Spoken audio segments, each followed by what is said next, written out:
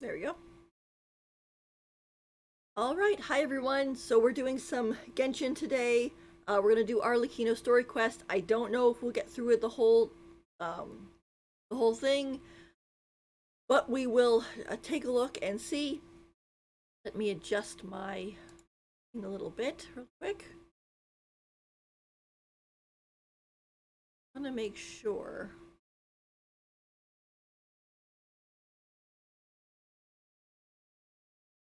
Okay, hopefully that'll be good. I want to make sure you guys are able to read the text when they start talking, so I don't have to read out the whole thing in case parts of it aren't voiced. Um, but let's go to quests. Quests. Go. Step quest.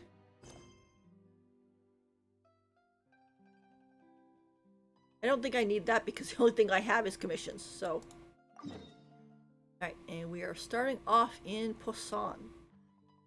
Yeah, with my team right now, I have, because I like having the team kind of echo what we're doing in the story.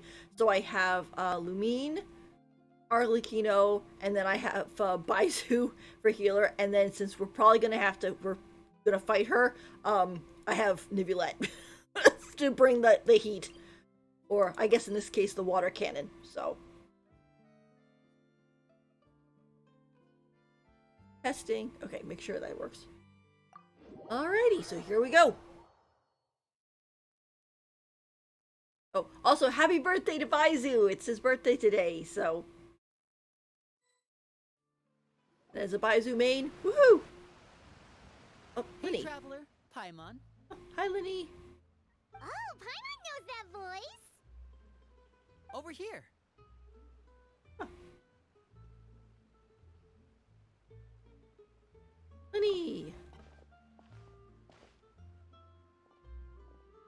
To borrow one of the more popular turns of phrase at the moment, this appears to be quite the fated reunion. Running into you two out of the blue like this has really made my day. I certainly wasn't expecting it. Oh, he's so soft on the traveler. It's kind of cute. You can say that again. What brings you to Poisson? Wait, Paimon's got it! You must be here for one of your magic shows, right?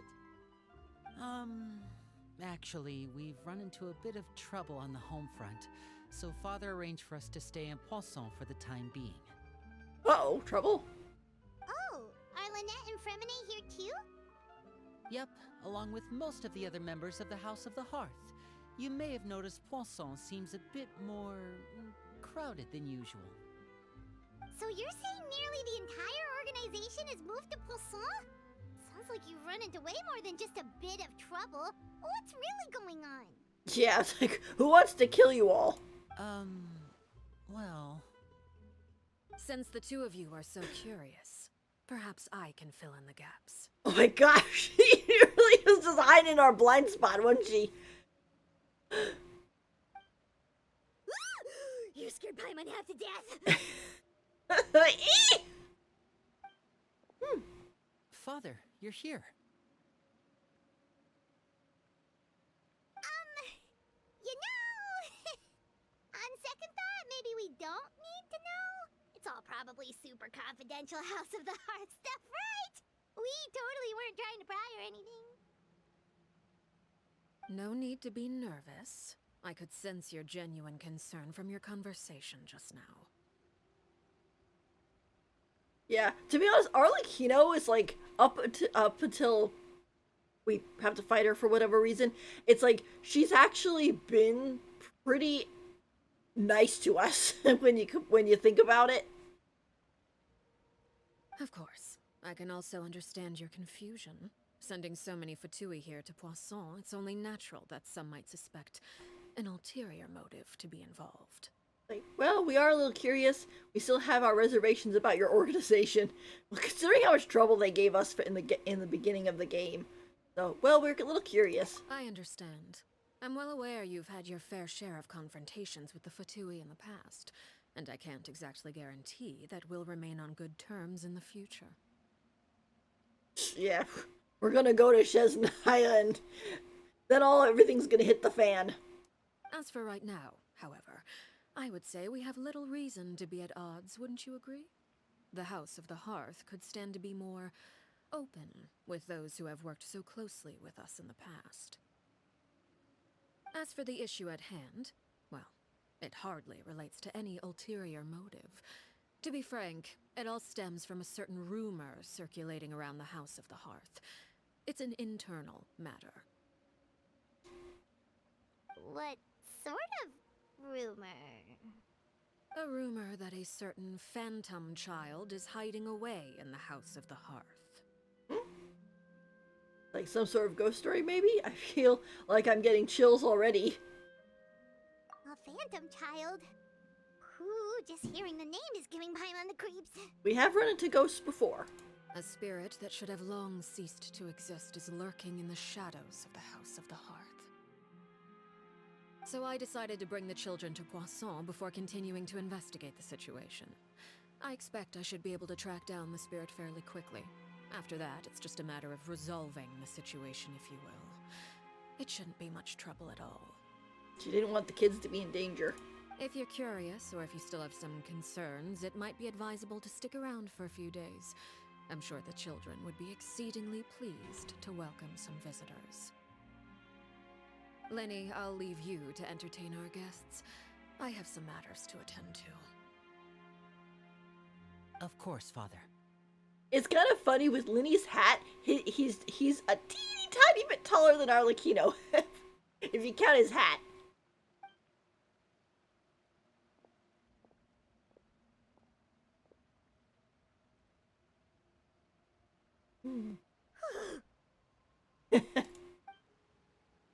Couldn't help but feel intimidated during that conversation with the knave. Now that she's gone, it feels like I can finally breathe again.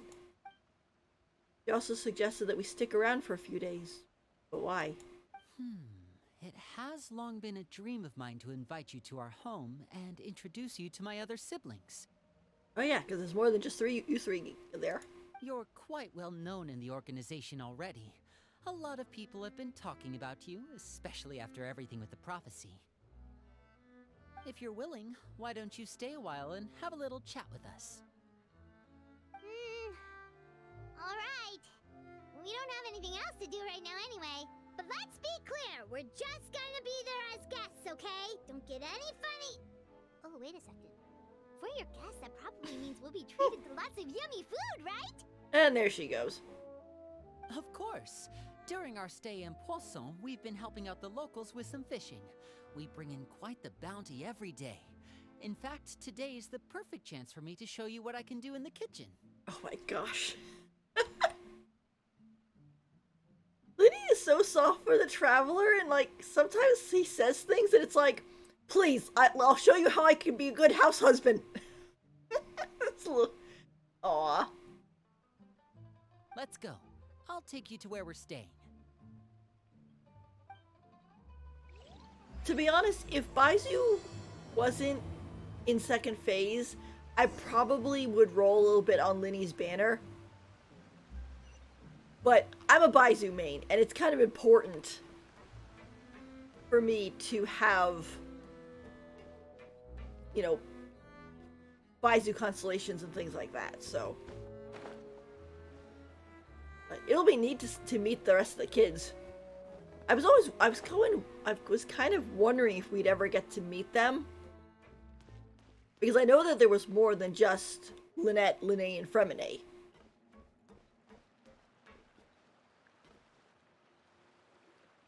We rented this house from one of the locals to use as a temporary base. I'll come back later and tidy up a bit. After that, it should be all ready for you to stay in tonight. Oh! Awesome, thanks! So, where are we off to now? Well, when I happened to run into you two earlier, I was actually in the middle of distributing some supplies. Yeah, I can imagine, I can see why the people of Poisson would be like, yeah, you guys can stay here, considering that after the big disaster, Arlecchino and the Fatui were there to try to help them and everything, and, which I'm sure they appreciated, even if it was really a horrible accident. With this many people staying in Poisson, we have to bring in outside supplies every now and then. I should probably make sure the rest of these provisions get delivered. Otherwise, people might start to get antsy. Ooh. Okay, we'll come with. There are all sorts of rumors about your organization floating around out there. Paimon's not sure if she could even take a wild guess as to what's true and what's not. Paimon's voice sounds a little bit different, I noticed. But now that we finally have the chance to see a day in the life of the house, we can take a good look at how you operate. Well, you're more than welcome to come along. Just follow me.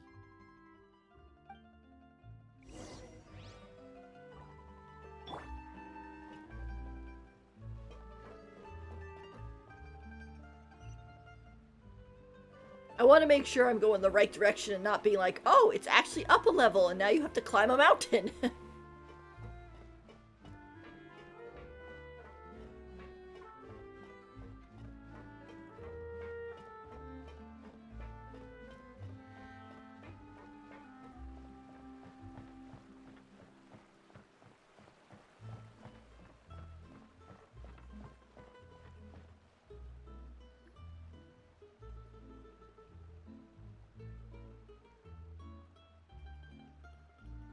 Linny, you're finally here. The supplies. I'm assuming you've... Brought them with me? Yep, here you go. Hello? Something caught your eye? He's starstruck. He's like, oh my gosh, is that the Traveler? It's the Traveler in Paimon! Like, hello? Linny wasn't kidding when he said that they wanted to meet us. Hi. No way! Come here, everyone! Hurry! The Traveler and Paimon are here! Oh, wow, everybody's One coming at a up. time, please. Don't crowd around them all at once. We don't want to scare off our guests now, do we? It's kind of funny. Arlecchino keeps mentioning about the children, and I keep imagining they're all being like tinier than Linny, but these are all basically adults. So it's like they're children, but only because they're younger than Arlecchino.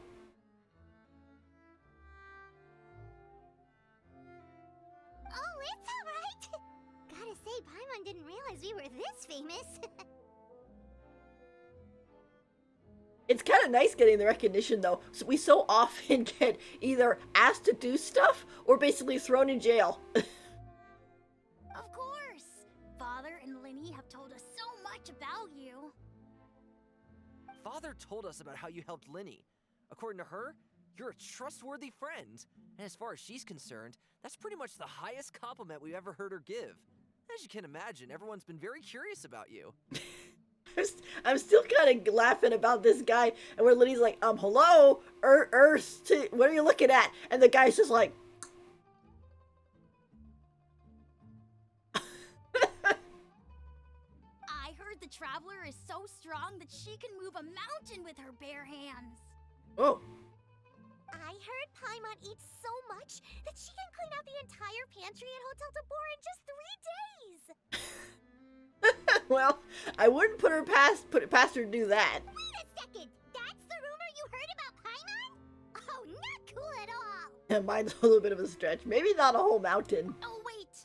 When guests visit, you're supposed to give them gifts and stuff, right? Oh, we don't need something like that. Besides, we don't have anything to give to you! Come on, we insist!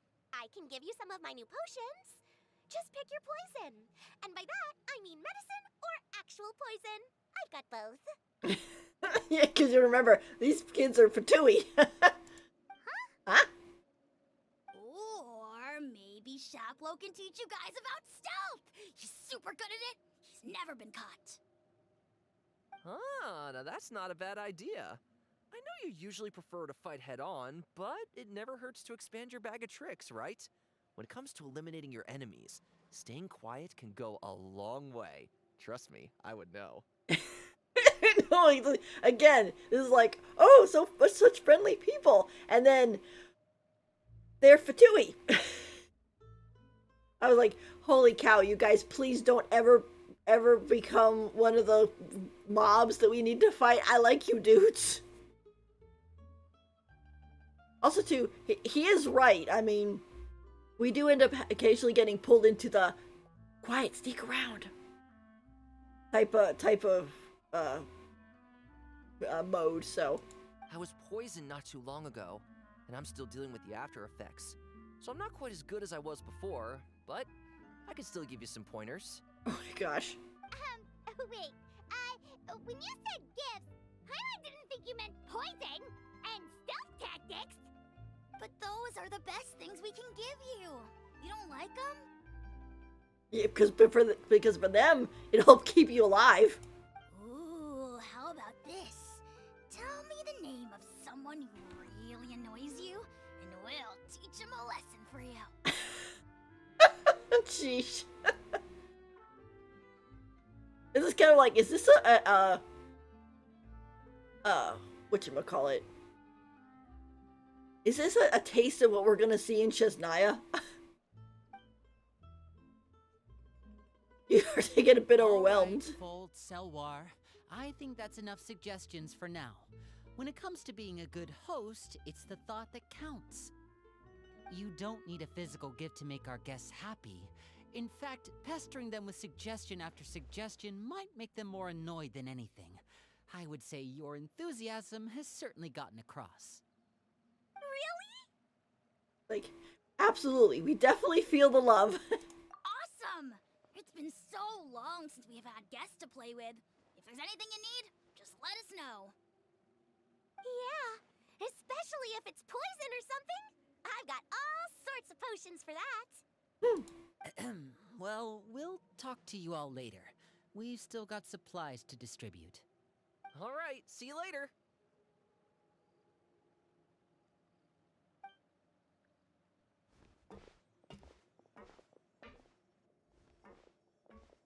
Bye! Bye, you guys. Lenny, about all that poison and stuff tactics talk just now. Scared you, did it? That kind of talk comes with being part of the House of the Hearth. Yeah. When Foltz was really young, he strangled all of his family pets, just out of curiosity. He was labeled a dangerous problem child and was abandoned by his family. That's not good. He needs a psychiatrist. Elwar has an unnatural obsession with potions. Father has forbidden her from trying all the different concoctions she comes up with, but she still tries to test them in secret. You really have to keep an eye on that one. She could poison herself. Chaplot is around my age. While I'm mainly responsible for collecting intelligence, he handles surveillance. He's very passionate about his work and has no reservations about taking on some very difficult missions. Around my meaning Linny is just short. I know you two probably aren't used to that kind of talk, but I can promise you they only had the best of intentions. Things like stealth tactics and developing different poisons, they really mean a lot to them. They were just trying to share the best of what they could offer, that's all. It's okay, I understand.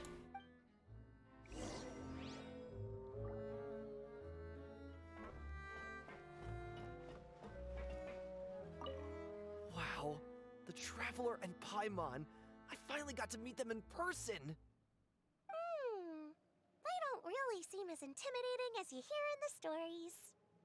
They'd probably get along really well with Filial. If only they got here sooner.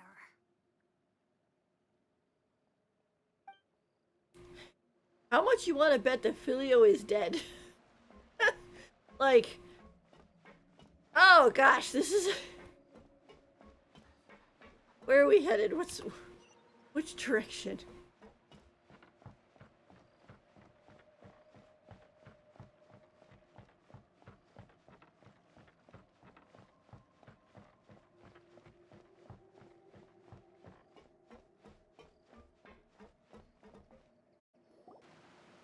Filial, supplies are here. Okay, good, he's not dead. Thanks. And who are these two? Outsiders? Ah, allow me to introduce you. This is the Traveler and Paimon. I... It's kind of funny, like, I never expected the first, like, real personal connection with the Fatui to be like this. Like, we spent so much time causing them problems that you would think their first instinct would be like, oh gosh, they're wanted, let's kill them. But it's like, no. Arlecchino's whole point of, nope, they help save Fontaine, they're good, is trumping over, or is more important than the fact that we've been kind of semi-harassing the Fatui since Mondstadt. Oh, you're the famous duo I've been hearing so much about. It's nice to meet you. I heard you've traveled to all sorts of places. Is that true? Of course! We're making our way all across to that! Yep. Oh, good for you. You must be pretty familiar with Fontaine by now, then. Have you seen the new opera that started running recently? I think it's called... The 4,000 Thieves? Like, must be pretty familiar with Fontaine by now. Well, I think it's like the last of Fontaine finally got released. So that's all of Fontaine we're getting now. And then we're gonna have 4.7. And then 4.8 should be the summer event. And then we're gonna, at 5.0, we're gonna be moving to Natlan. So, yep, we're finishing up. Oh, this is the first we've heard of it. It seems like it's going to be fantastic. From what I've been able to tell from the posters, anyway. You should definitely check it out if you have the time. Oh, sure. Oh, and there's the Blind Maiden, too. That one is supposed to have audience interaction. Seems pretty interesting. After this mission is over, I think I'll go get a manicure. Oh, maybe I should dye my hair. Wonder how much it'll cost. Is it just Paimon, or do these two seem much easier to get along with than the others? Looks like the House of the Hearth has some normal members after all. I'm like, maybe not say that right just yet. I heard that. Oops. I'm guessing you're referring to Foltz and the others? Yeah, we're definitely not all like them. I bet those crazies are practically foaming at the mouth right now. I'm sure they just can't wait to get back to Snezhnaya to carry out the plan. That's enough, Filial. It's like, Traveler doesn't know about that part. Don't talk about family members behind their back, right? Whatever. Let's go. Guess this is goodbye then. If you ever have some time, we should go see the opera together. Bye, you guys.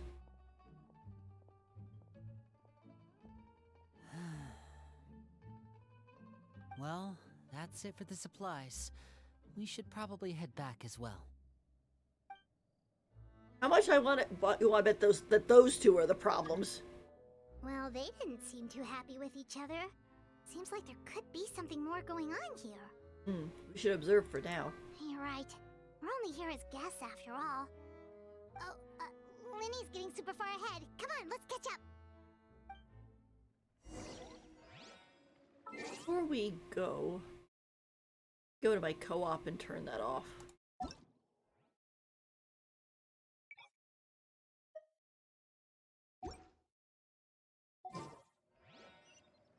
Where'd he?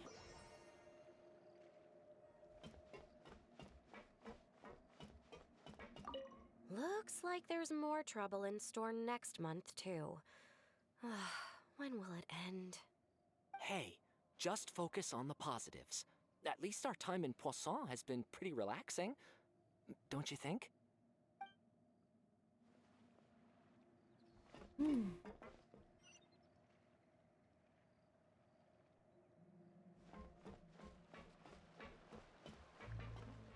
He really did get far ahead, didn't he?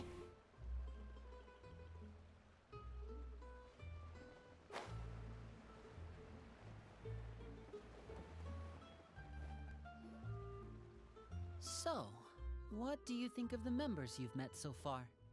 You've certainly got a lot of personality. Well, Father is always encouraging us to be strong-willed and independent. So if there's one thing we've got, it's people who aren't afraid to speak their mind. Well, I should probably get cooking. Wanna join? Of course! Then let's head out and... Uh-huh. Fremine, what are you doing here? Well, Hey, nice to see you again! Oh, you too. I heard you're here as guests of House of the Hearth. Welcome. Hi. We were just going to make some food. Why don't you come along? I could use some help in the kitchen, and I seem to remember you mentioning you wanted to make seafood soup for the traveler in Paimon. Oh. Seafood soup? Oh, Paimon's drooling already. This is actually making me a little hungry. Were you looking for something just now, Fremine? Maybe I can help. It's nothing. I just wanted to see if there were any extra supplies. Yeah, we've got some left over. What do you need? Some food and water, and some clean cloth, if possible. No problem. Give me a second here. Food, water... Wait a minute. What do you need all of those for? You're not on any missions as far as I'm aware, and you were just going to come eat with us. So what's this all about? It's like, Fremine, you're acting sus. What's going on? I thought I'd grab an extra portion because I get hungry at night. Could be because I'm growing, you know, and... He's a bad liar. Fremine. You remember what I told you? You're not like me. Your lying skills still need some work. Tell me what's going on. Is it really bad enough that you have to keep it from your own brother? Maybe it'll be better if we gave them some space.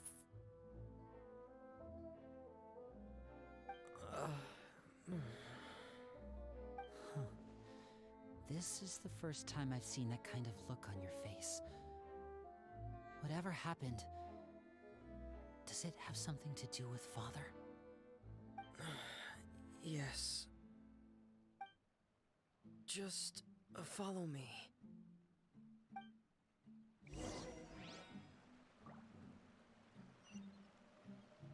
Oh boy. Figure out what Fremine is hiding.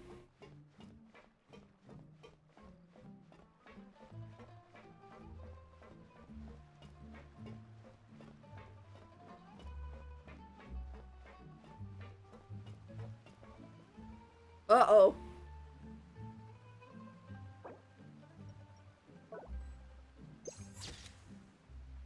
I know that girl.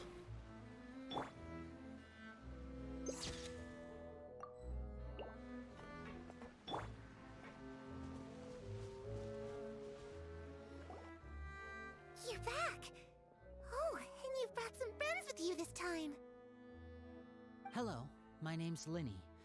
I grew up in the House of the Hearth. And you are? Hi, Linny. I'm also a child of the House of the Hearth, just like you. Oh my gosh. You can call me Clairvy. Oh no. She's supposed to be dead. And not this size. Clairvy? It's nice to meet you. I know she's definitely an NPC model, but they did a lot of nice work on her design. Like, it's not, she's not just like, oh, we just kind of sort of made it. She's a really personal, specialized NPC. Does that name ring any bells, Linny? No, not at all. That's not a name we have on our roster, I'm sure of it. What I'm not sure of, though, is how she managed to sneak in. She must be the phantom child Father's been searching for. From the looks of it, I'm guessing you were the one that found her, Fremine. You, haven't told Father, have you? No, I haven't told anyone. I've just been keeping her hidden. How come? For how long? About half a month now. Oh my gosh. Half a month? So ever since we got to Poisson, then, do you have any idea what you're doing? And that was like, Arlecchino took them out of the House of the Hearth so that she could, because it was dangerous. I know what I'm doing. Sure. Really? Because from where I'm standing, it looks like you're hiding the very person Father has been trying to find. If Father finds out about this, everyone involved is going to be punished. You know the rules of the house, Fremine. I know you do. Father doesn't tolerate any form of betrayal. So why are you doing this? I've thought it through.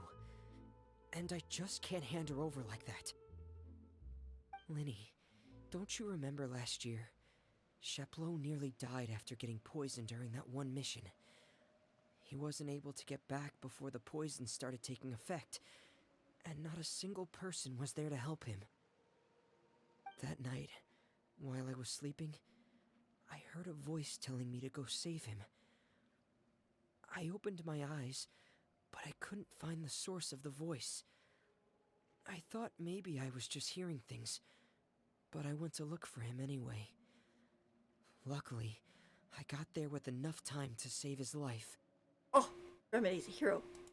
That feeling of being haunted, of hearing voices, it's happened many times in the House of the Hearth. I'm sure you've noticed. Spirits hanging around trying to help him. So what you're saying is, that was her? She was the one who spoke to you that night? Unless there are other spirits roaming around the House of the Hearth, I don't think there's any other possibility. If Clairvy were our enemy, it wouldn't matter whether she was a spirit or an actual child. I would have acted without a second thought, because that's what Father ordered us to do. But she's been living with us, helping us from the shadows all this time. I think that makes her family. Not to mention, I mean, if she had lived, she'd probably be like your other parent at this point. I couldn't just hand her over to be dealt with. Not when there's so much we still don't know. Also, too, the way he says dealt with makes it clear that Arlecchino was planning on killing the Phantom Child. So, yeah. So what's your plan then? You can't keep her here forever. Someone is bound to find out eventually. Like we just did. I haven't thought that far yet. I don't want to disobey an order from Father, but I also don't want to put Clairvy in danger. Come with me. There are a couple things I'd like to say to you in private. Uh-oh. It's like, it's got a big brother,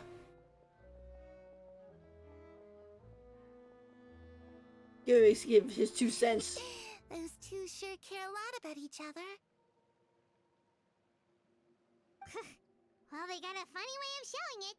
From where Paimon was floating, it sure seemed like they were about to bite each other's heads off. Well, they're just worried about each other. No way! They have a really deep bond. I could tell right away, because I also have a friend like that. Oh. I just don't know how long that kind of bond can last. The darkness in the house runs deeper than you can imagine. No one can get out alive. Well, if that's not creepy. I'm sorry, Linny. I really didn't mean to drag anyone else into this. Oh really? You didn't mean to? Because I, for one, wish you did. Huh? What do you mean? You know, when we were younger, you didn't call me Linny. You called me brother, just like Lynette.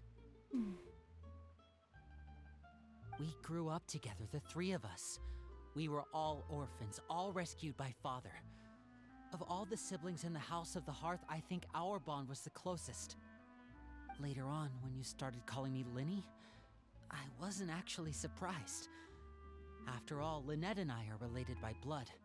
We've had to depend on each other to survive long before we joined the house. Linny, The darkest and most difficult moments of my life happened before you and I had ever met. I'm sure that's true for you as well. Even so, Fremine, we've stood by each other for all these years now, and to me, that means more than blood. Oh, so cute. You and Lynette are the most important people in my life. No one can replace you.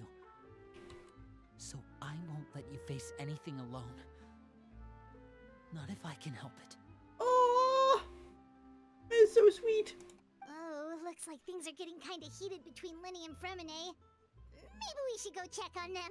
Paimon can't read the room. My gosh, leave them alone. They're having a brotherly bonding moment. Don't want to bug them. It's raining. I should put my clothes away. Whoa. Oh.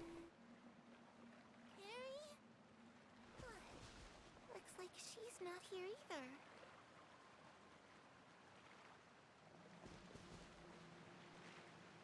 Oh yeah, she's definitely a ghost. It's time to eat.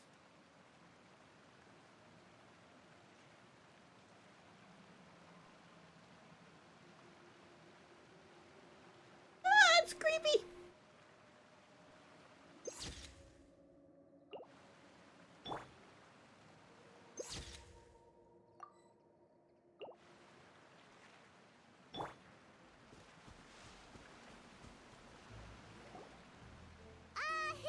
Hey, you two! Hope we aren't interrupting anything. Like a fight, or... Oh, wait a minute, Fremine. You're not crying, are you? Is everything alright? everything's fine. Thanks for asking. Oh gosh, he was so moved by what Linny said. He's in tears. Oh, she. Well, we're all friends here, right? We've been through so much together, so if there's anything we can do to help, just say the word. It's just a small family dispute. It's not something our guests should trouble themselves with. In fact, it might be better if your stay ended here. Oh, he's trying to push us out. Sometimes having guests around can come in handy. What are you getting at, Traveler? It's like, you're in trouble. I want to help you. When guests are around, families are often on their best behavior. And any disputes are less likely to escalate. That's what you're trying to say, isn't it? Yep. I just... Thank you. I was really hoping to keep you out of it. But even if I could think of some other reason to turn you away, I'm not sure I could convince you. I know things could turn dangerous, so I promise you this. From now on, I'll protect you like my life depends on it. Oh my gosh. Linny, stop making me want to roll for you. He's such a good bean. Seriously. This is supposed to be Arlecchino's story quest, and every time Linny opens his mouth, I'm like, maybe a 10 roll on his banner won't hurt. Aww. Me too. Well, back to the matter at hand then. If we don't plan on handing Clairvy over to Father, then our only other option is to solve the mystery of her identity before Father is able to track her down. That means finding out where she came from and what she's doing here. Then we can send her on her merry way and pretend like none of this ever happened. Yeah, considering the knave snuck up behind us in our blind spot, like, what, 40 minutes ago? Yeah, I have a feeling that we're gonna get found out. I've tried that already. And? nothing.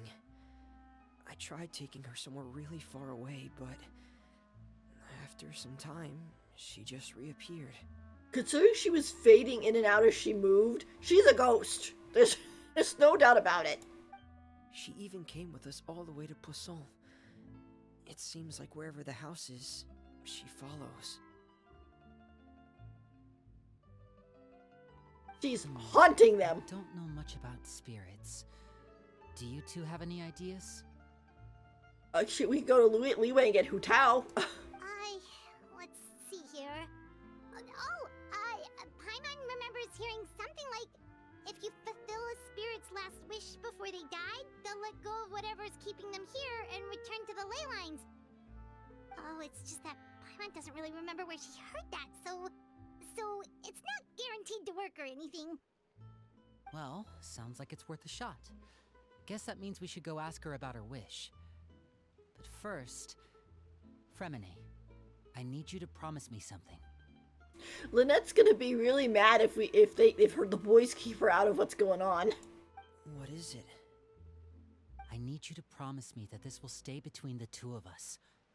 We're the masterminds behind this whole thing. No one else gets involved.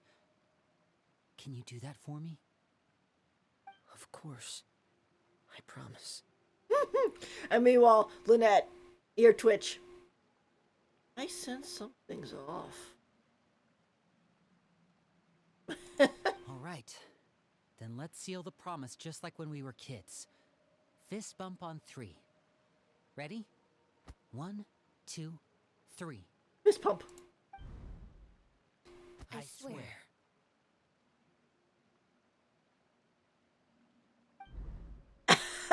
I knew it.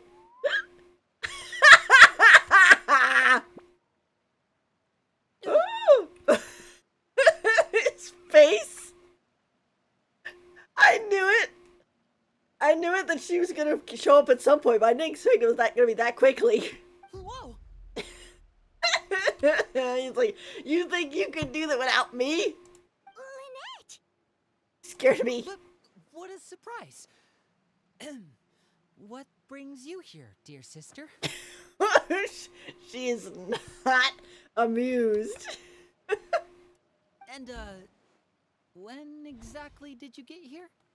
He's like, please don't be mad. I'll give you a shoulder rub. Oh my gosh.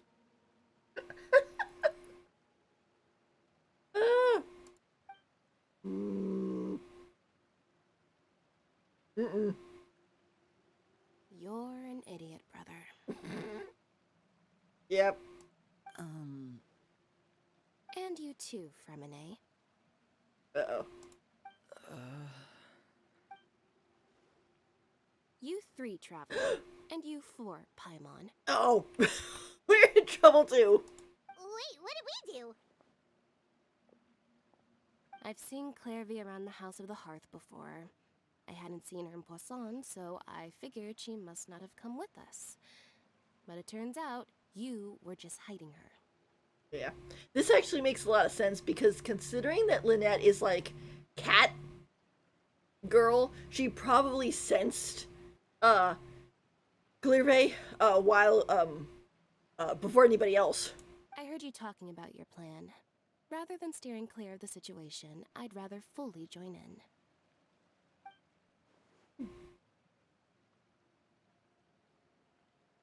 If you don't agree, I'll have no choice but to report everything back to Father. Simple as that. Uh-oh. Let me in or I'm telling. You're not giving us much wiggle room here, Lynette. Just let her in. Well, I guess we're all in this together then. After we talk to Clairvy, we'll figure out our next move. There's no time to lose. Let's go.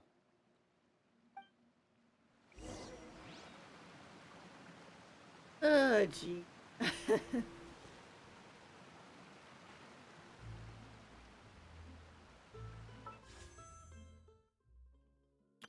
Alright. 110 pull. If he doesn't show up, then I'll at least get it out of my system.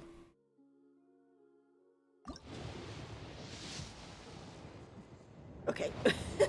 I got that out of my system.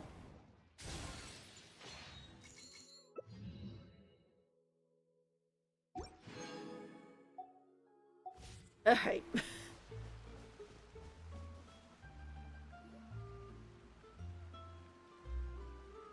I'm full. Thank you for bringing me this food, you guys. She said she's full, but the food doesn't look like it's even been touched. Well, she's a spirit. She can't actually eat. That's right. Based on what I've been able to observe, it doesn't seem like Clairvy can interact with the physical world at all. Still, when she's presented with food, she'll always linger around it for a good little while.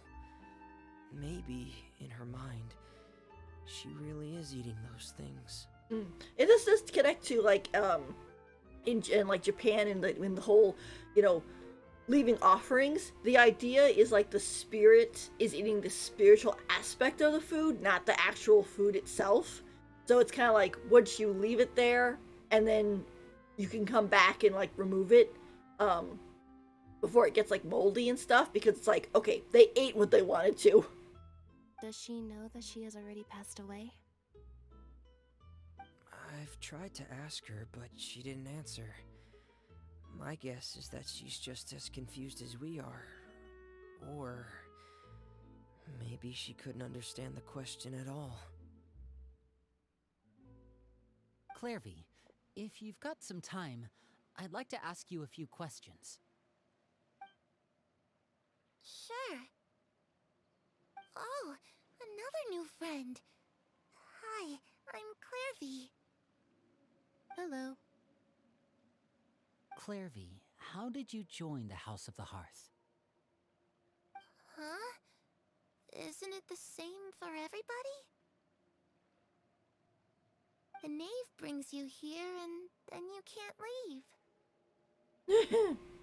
It's just that your name, it's not on the roster.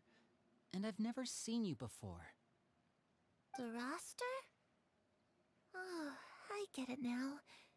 I think there might be some things you don't know about this place. The people in charge, they're not as nice as they look. They say they keep a roster, but it's not complete. There are a lot of people who aren't on it, and never will be. In this house, some people are family, and other people are just test subjects. Those kinds of people aren't ever going to get a place on the roster, unless it's the roster of people who've been executed. This is one of those that Clairvy is definitely talking about the house before Arlecchino took over, and that's terrifying. I mean, I knew it was bad, but this is bad. Wait, does that mean the knave... Is there anyone that can vouch for you? Perry. She's my best friend. She's the only one I trust in this place. Here, where Arlecchino's real name. Have either of you heard of that name before? No. Me neither. Clairvy, Perry.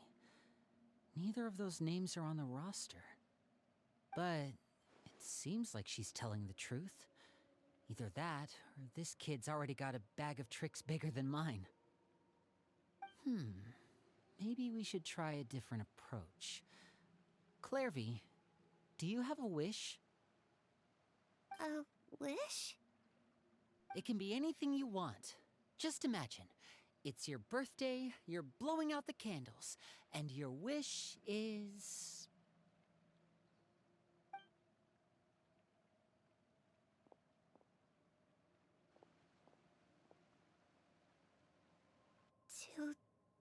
To go outside. Where the sun can find me. That's it? Well, that sounds easy enough. You can tell Lumine's thinking face is like something's up here. The darkness in the house runs deeper than you can imagine. No one can get out alive.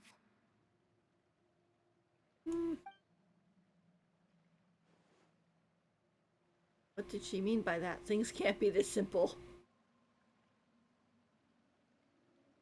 Okay, time to divide and conquer. Listen up. I've got a plan. I'll try and find a way to use basic illusory magic to take Clairvy outside and bring her somewhere with sunlight. Lynette, try and find the list of executions that Clairvy was talking about and see if her name is on it. Fremine, you stay in Poisson. We can't be the only ones who've had run-ins with Clairvy. I need you to collect intel on everything she's said and done. Understood. I'll try my best. What about us? What should we do? I really appreciate your willingness to help, but this is a family matter. I don't want to drag you in too deep. It's too risky. And he's probably thinking about the whole, yeah, you kind of saved our lives in court the one time, and that was enough. Let me think. Since Father considers you to be guests, maybe you could stick by her side for a little while. You don't need to do anything except keep up some nice, casual conversation. So our job is to distract Arlecchino. Ah, Paimon gets it. You want us to distract her. How should we contact you? I'll give you a magic bird. If Father suspects something, all you need to do is release it when she's not looking, and it'll alert me that something's wrong. Oh, it's so cute. Of course, that's only as a last resort. If Father doesn't seem to notice us, there's no need to make contact. We'll reconvene here tonight after all's said and done. If the worst case scenario happens and we're discovered, just tell Father everything. We're not going to let our guests get punished for our own actions. That's where we draw the line. Careful. You too. Okay, this is where we part. Father should be at the beach nearby.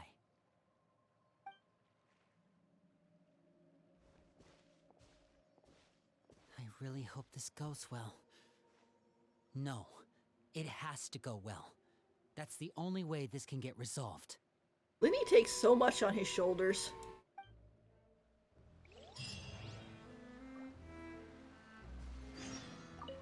Clairvy, I'd like to take you somewhere.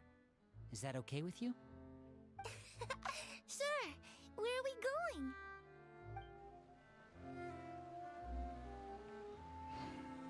Go to the seaside and look for the knave. Oh boy. Yeah, what? He's like, oh, I don't want to put you in danger. I don't want to pull you in too deep. And then he gives us the hardest job.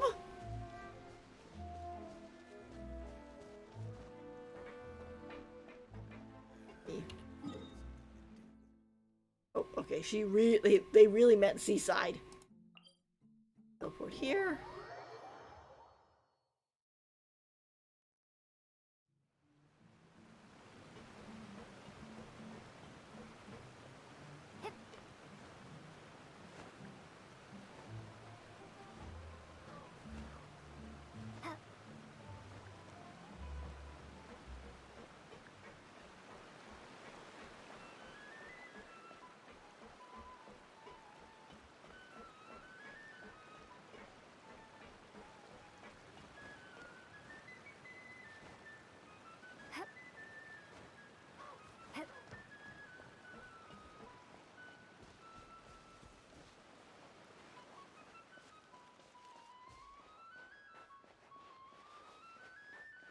Oh no!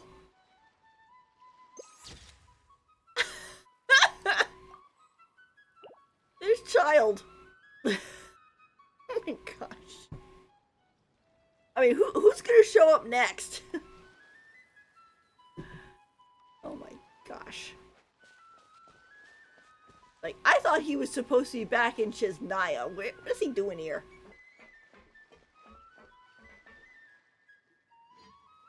It's the knave and child. Like, hi. Hey, aren't you supposed to be in Snezhnaya recuperating? What are you still doing in Fontaine? Oh, it's you two. I didn't expect to run into you here. He's still hurt. Calm down. I was unconscious for quite a while after the fight in the Primordial Sea. After I woke up, I realized I was being taken back to Snezhnaya, and well, I couldn't have that now, could I? Not when I've still got unfinished business here in Fontaine. So, I mustered up all my strength and made the journey back on my own. I saw an animation of this before where somebody was like, I just have to do it, and they had it where Tartaglia basically busts his way out of the carriage they were transporting him in, and he ran away, and the poor guy driving the carriage is just like, what in the world? It's like our Lord Harbinger just escaped. What sort of unfinished business are we talking here? It has to do with Skirk, my master. Oh yeah. I really wanted to meet up with her, but by the time I got back, she had already left. I still have so many questions for her. Without any other leads, all I could do was ask the knave to help me track her down. She must have left behind some traces from her time in Fontaine. Yeah, Skirk is slippery. Oh, okay, so have you found any clues? Yep, I'd like to know. Unfortunately, no. While the House of the Hearth is adept at collecting all manner of intelligence, certain existences can still manage to escape our purview. That makes sense. I mean, Skirk is hanging around in the sparkly, spacey abyss. Basically, unless Master feels there's a need to meet with me, she's not going to be found. She just shows up to, like, chuck you through a portal. Oh, poor Tartaglia, it's okay. But that problem has an easy fix. I just need to become stronger, and then... You should take a break. Paimon thinks you should focus on getting better first. Mm-hmm. The worst of it is over. He says. It's all thanks to that one kid from the House of the Hearth. Elwar, I think her name was. She gave me a bunch of random potions to drink. They didn't go down easy, let me tell you. Pain and chills all over. But they really did help speed up my recovery. She didn't just poison him, did she? And that's good, because it looks like I really do have to head back this time. The old man's been putting the pressure on me. He sent someone to tell me I'm needed for some sort of project. Oh, stay safe. The term project makes me worried. Project Stuja? Oh, gee. It's like, we must be in the knave's good graces now, because they're just like, yeah, let's just let the traveler know about Fatui intelligence here. Stuja? Yeah, that's the one. I heard Regrator's involved too. I'm not looking forward to having to listen to all his monologuing, that's for sure. Hey, maybe you could think of a way for me to stay in Fontaine for a little longer. Pantalone! A Pantalone mention. Nice. Helping Linny and the others brush up on their fighting skills would be far more interesting. If you and I could spar, that would be even better. I've been waiting for a chance to see you go all out. And what a sweet little daydream that is. But I also have a role to play in all this. I'll be leaving Fontaine shortly as well. Oh no, she's leaving too? Well, I guess we'll see her in Chesnaya. Besides, considering how little they see fit to step outside the homeland, being called on to return to Snezhnaya by such illustrious dignitaries, what a great honor. Wouldn't you agree? Sarcasm is dripping from her words. One I could do without, I'd say. It's like, we don't want to go home. We don't want to go back. Is it just Paimon? Or does it kind of seem like they're... Just casually trash-talking their colleagues behind their backs. Let's look at Lumi's face. So, dear guests of the House of the Hearth, to what do I owe the visit? Well, we just, Wanted to learn more about you. Right! We're super close to Linny and the others, but we still don't know much about you! Is that so? Introductions have already been made, have they not? Oh, well, you see, there's only so much you can learn about someone from a short introduction. at least tell us something a little extra. Like, why do you call yourself father? Huh, good question. I'd also like to know. The fact that you have to ask tells me our intelligence work has been quite successful. Telling you the answer to that question would only serve to undermine that success. And we can't have that, now can we? Oh, she doesn't want to tell us. Spoken like a true diplomat. That was some expert sidestepping right there. Well, if there's nothing else, I think I'll take my leave. I still have a small matter to resolve at home. She is not up for small talk. Wait, don't go!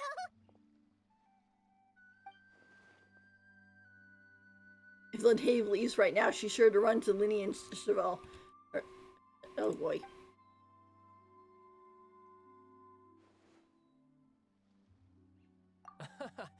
I'd also like to hear the answer to this. I've met some of the members of your organization, and they all seemed like really good kids. They actually reminded me of Tonya and Tusser. Which, by the way, if you ever betray them, I'm just letting you know, I won't let you off easy. Tartaglia, the protector of children. And why would I betray them? Well, you've already betrayed the House of the Hearth once, haven't you? At least, that's what I heard. You technically betrayed the mother person, so... Uh-oh. Don't make her mad! Okay, I admit. That's just what the old man told me. The rooster, I mean.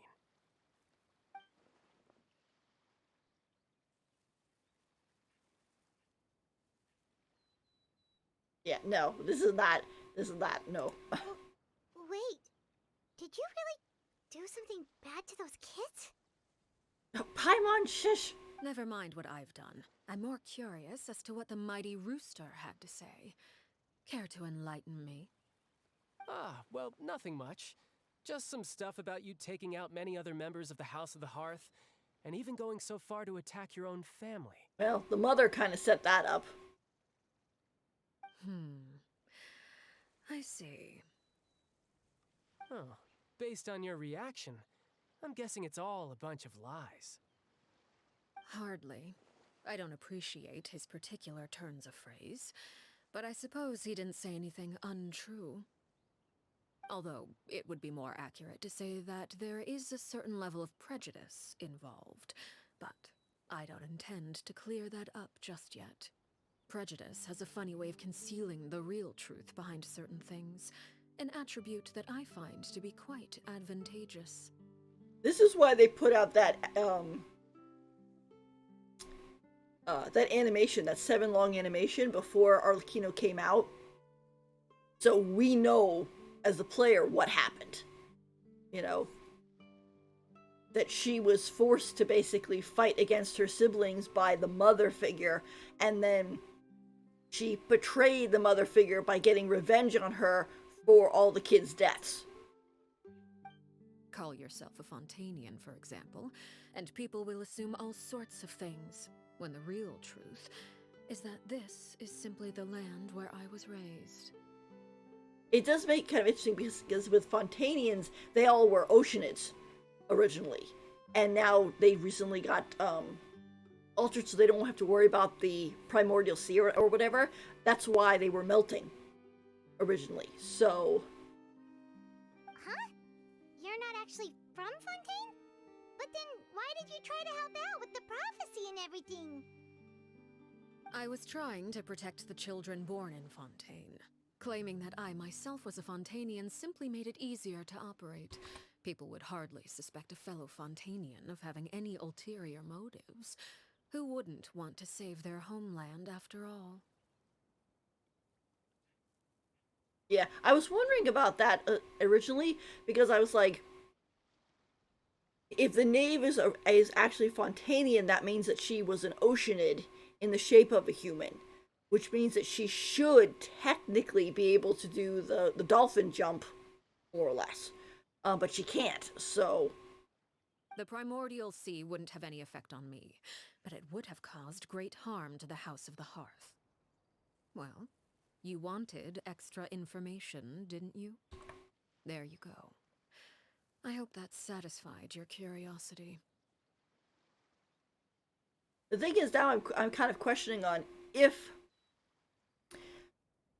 she's not Fontanian, then what is she? Where did she come from?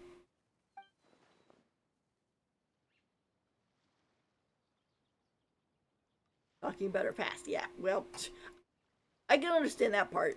So, you stayed in Fontaine for the kids. I guess I was wrong to believe you'd betray them.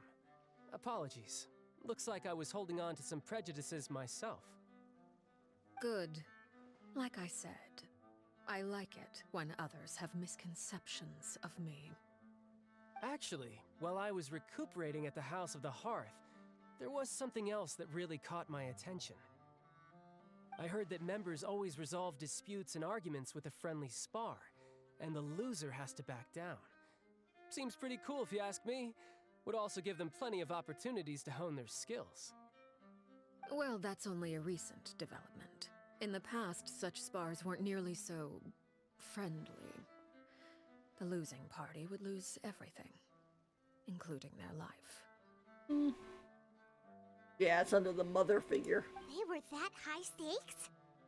Whew, at least that's not a thing anymore. Well, the current atmosphere's not half bad. I'm a bit jealous, actually.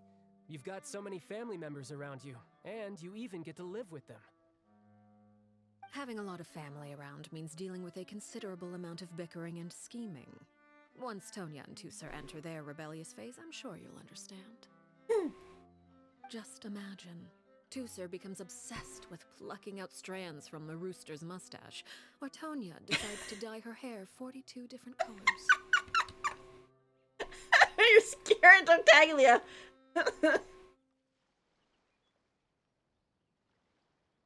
Dyed her hair 42 different colors. Okay. I get the picture.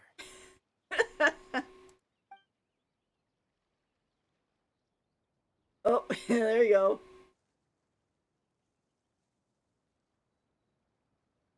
Well, would you look at the time? I should probably get going. And Arlecchino is nice enough to stand there and listen to him gush about his little siblings. Traveler, Paimon, I'm not sure where our paths will cross next, but the next time we run into each other, we should definitely try and find some time to spar. Take care of yourself. Again, maybe this is a conversation we can have when you look less like you're gonna kill over. All right. Well, thanks for everything, Arlecchino. No thanks necessary. You also played a part in obtaining the Gnosis.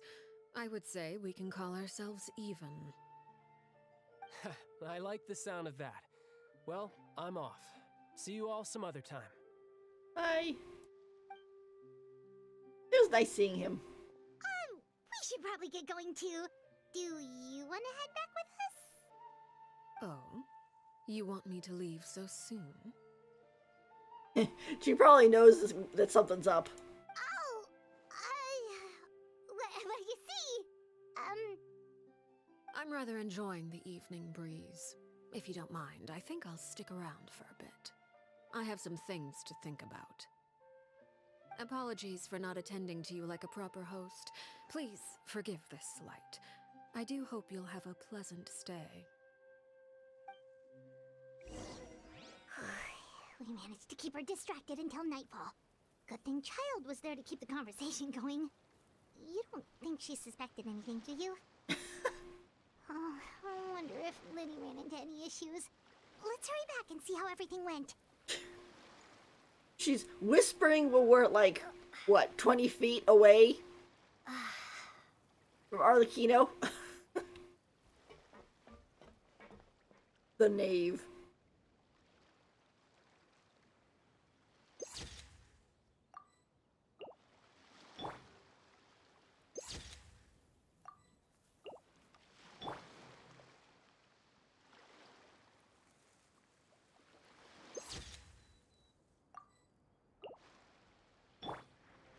Oh?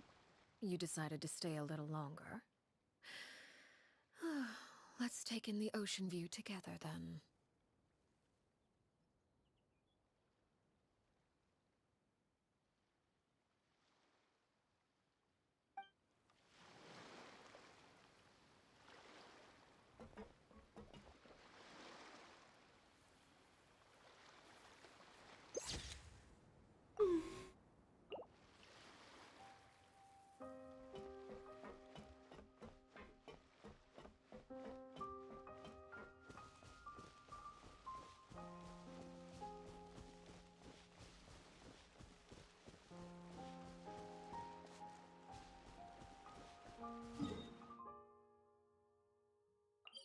Okay.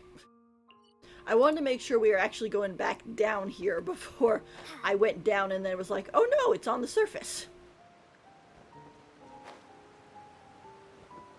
Considering he's all like, oh, I'll use illusionary magic, but it's sort of like, why not just take her above ground? I mean, you kind of are already outside, you're just in a cave.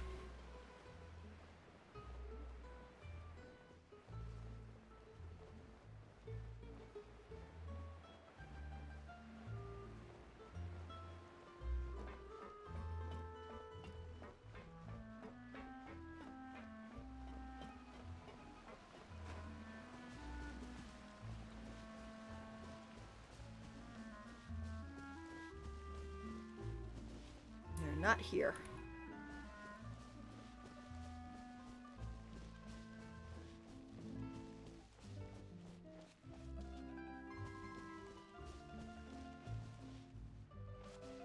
There they are.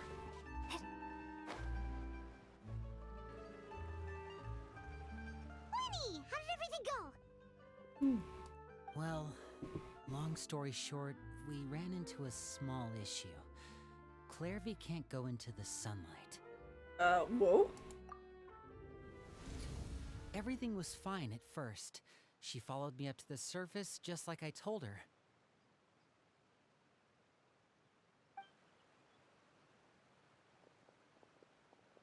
But as I led her out of the shadows and into the sunlight, she vanished.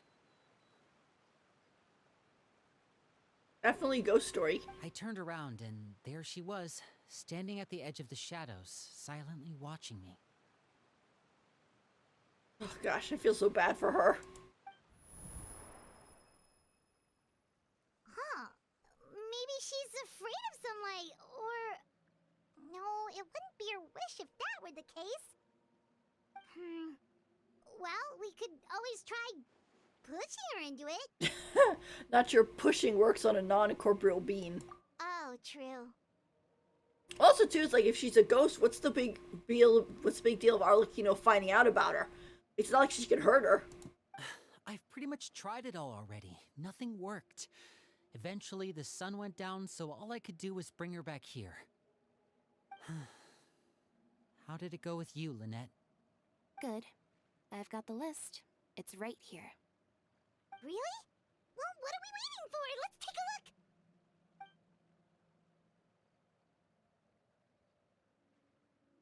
Oh, that's a lot of pages. Oh, it's gonna take forever to get through it all. Like that many people got executed? We can each take a section. Here. La Pouillade, L'Endroit, Chambel, Horaire. Oh, great. Oh, geez, and we got pictures too.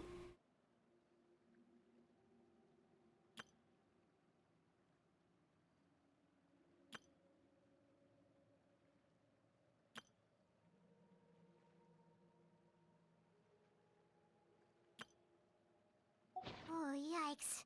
That Horaire guy has a huge scar on his face. He's kinda giving Paimon the creeps. Ah, I've met him before. The scar is from an injury he received during a mission. I still remember him joking with me about it. He said any future lover would take one look at him and then lose all interest. Did he say anything else? Well, I asked if there was someone he was interested in.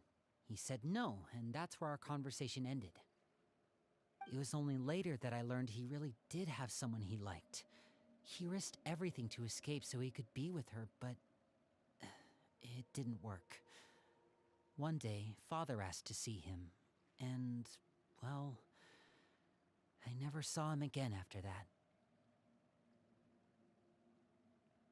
Yikes. Wait, so that means the knave, Well, oof.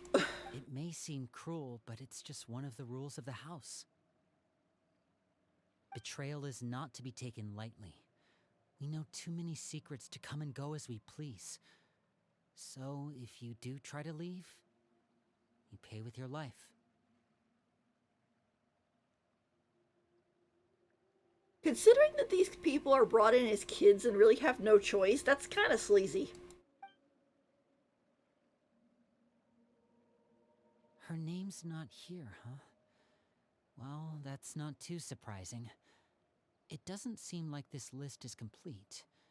It only contains records dating back around 5 years. Let's shift our attention then. Fremine, were you able to find anything out? Fremine. Sorry. I was thinking about something.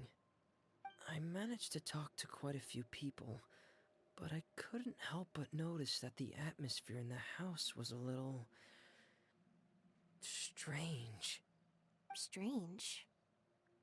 Yeah, I mean, I know there have been arguments in the past, times when people haven't gotten along.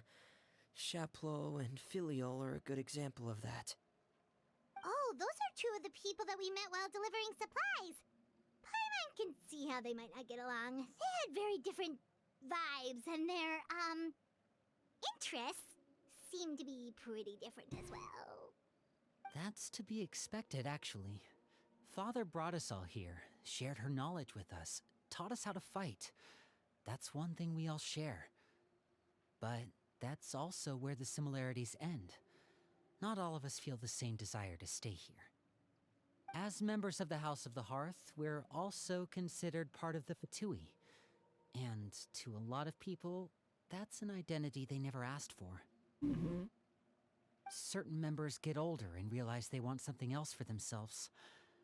But considering the rules of the house, most people would never say that out loud. People like Chaplot and Foltz are loyal to Father and her vision. They're proud to be part of the Fatui. Filiol and Nantoy, on the other hand, well, they aren't quite as enthusiastic. These kinds of conflicts have always been there. It's not like Father is in the dark about any of this. Well, that's true. But it just feels like things have gotten worse lately. Filiol and the others, it seemed like they were meeting in secret to talk about something. Uh-oh. I can't say for sure, but I think they've met Clairvy. You think she's been inciting them to act out? No, not exactly. But I wouldn't be surprised if she said something to them about the darkness in the house and how deep it runs. She's told me about it before. Experiments being run on children. People being used as pawns on the battlefield without so much as the strength to survive.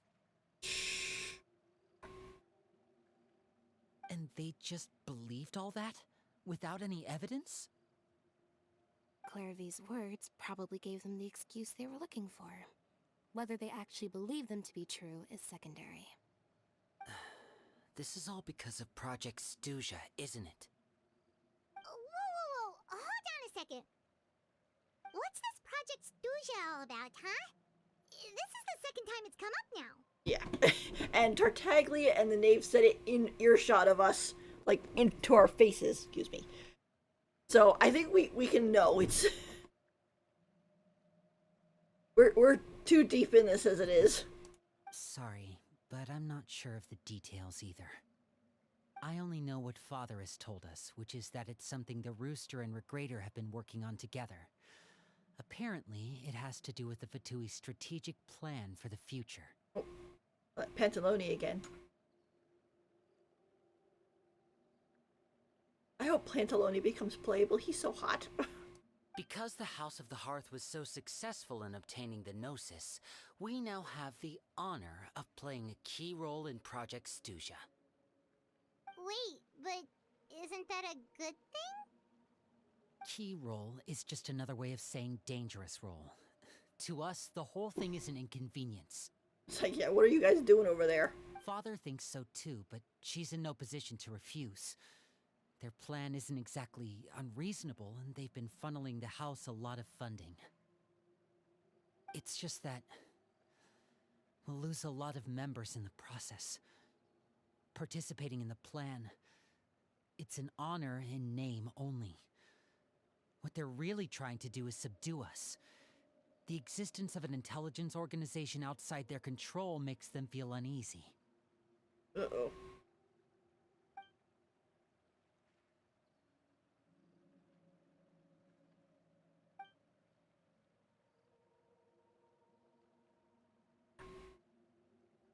Okay, super complicated top secret Fatui business aside, what does all of this have to do with the conflicts you were talking about earlier? Paimon doesn't get the connection. External pressure has a way of exacerbating internal strife. You can't overlook the power of fear either. People are afraid of dying, and that fear is often the impetus for a lot of stupid decisions. I thought resolving the Clairvy situation would make everything go back to normal. But it looks like things are more complicated than I thought. If we leave Filiol and the others to their own devices, sooner or later, Father will be forced to take action. Linny's trying to micromanage everything, just so Arlecchino doesn't find out. We can only focus on one situation at a time, brother. Yeah, he tries to take on so much onto his plate at one time. You're right. Even if we confront Filial and the others, it won't do any good. It might even make matters worse. We should focus on Clairvy for now. Well, it's getting late. We should head back and get some rest. We'll try again first thing tomorrow. Lynette, you stick with me this time. Fremine, keep a close eye on Filial and the others. Make sure they don't do anything they'll regret. Good work today, everyone. Have a good night, and I'll see you tomorrow.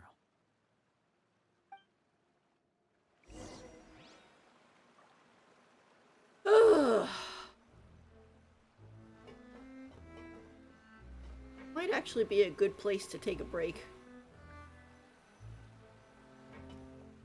Something about when you have the video game and it's like, okay, whew, there's the first act.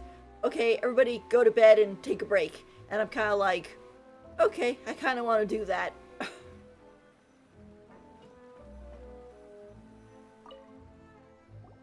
Paimon was looking forward to an early night, but she can't sleep at all. Hey, you don't think the knave will be too angry with Linny and everyone if she finds out about all this, do you? She's even scary when she smiles. If she were to actually get angry... You have to protect Paimon if that happens, okay, Traveler? Aww. Like, I'm also afraid of her. You can just hide behind me. You can hide behind me.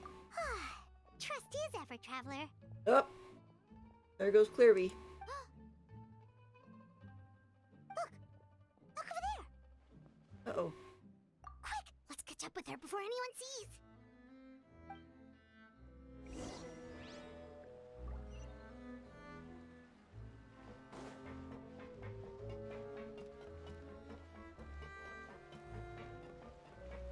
Of course, little ghost girl will be wandering around at night.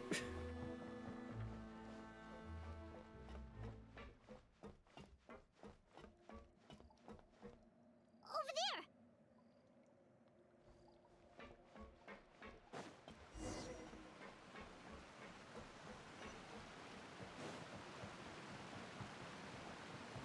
To be honest, she fades in and out like the other NPCs do when the time changes, and it's like, oh, okay, they're leaving this spot, but She does it so suddenly. Where is she going? Or if someone sees her, we're toast. But she does it so suddenly, it is very creepy.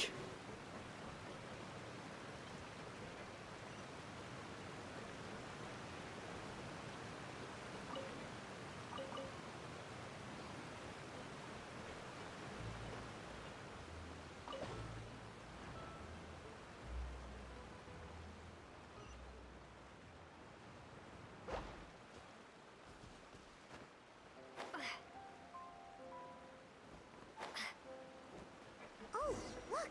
She stopped!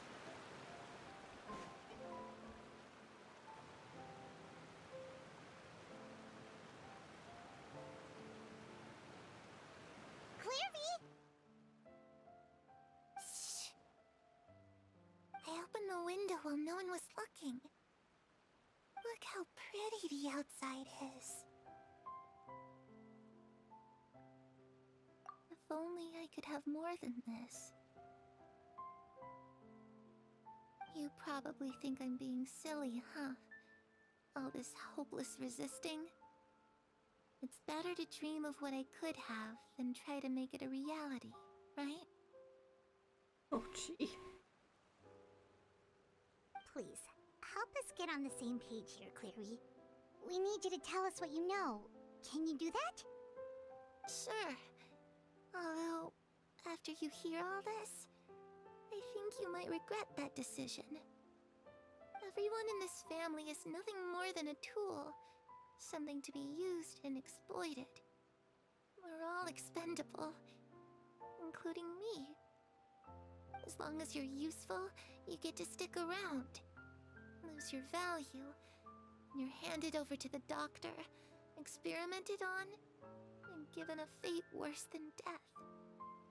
I've seen it happen again and again, and I've had enough. That must have been so terrifying. You're saying the knave did all that? It's just, that doesn't seem like something she would do. She's scary and all, but it seems like even she has lines she wouldn't cross. Yeah. The thing is, like I say, Clairvy is talking about the knave before Arlecchino. So, which I totally can get, because that lady is, whoa. I knew you wouldn't believe me. Everyone thinks she's a good person. They all think of her like a real mother. Here we go. Mother? But she doesn't deserve that title. She's disgraced it and tarnished it. And if I had things my way, I'd never see her again. If only Perry were here, she'd understand. Perry. There's that name again. Also, Paimon's getting a strange feeling. It almost feels like she's not really here with us. Paimon can't tell if she's actually talking to us or if she's mistaken us for someone else. She's a spirit. It could be anything. Well, in any case, it seems like she really needs someone to talk to. We should keep her company for a little longer. She looks so young, but it seems like she's been through a lot. It's getting windy. I should close the window.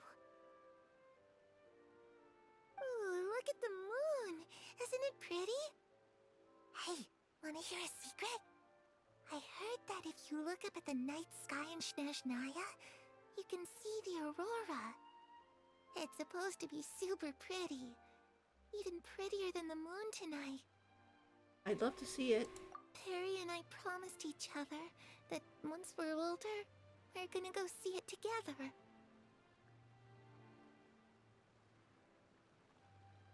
But I can't find her. I'm worried she's also been... No, that wouldn't happen to her. She's special. Mother likes her a lot. Oh, gosh. I should really go talk to Mother, but we just fought. She doesn't want to see me, and I'm too scared to face her. What should I do?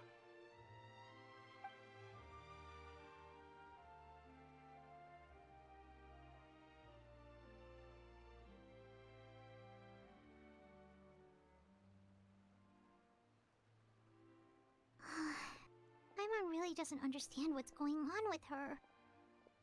Well, let's head back. We've got an early morning tomorrow. The night passes.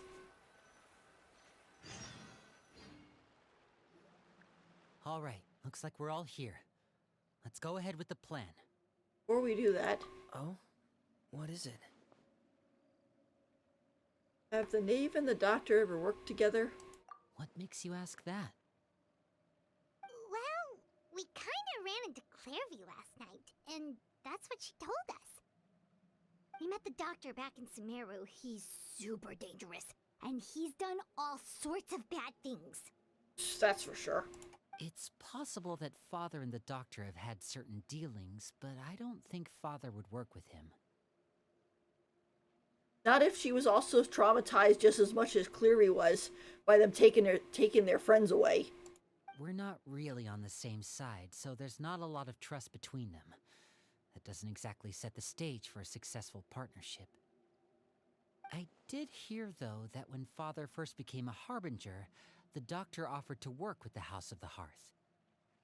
Father rejected most of his proposals, except for one.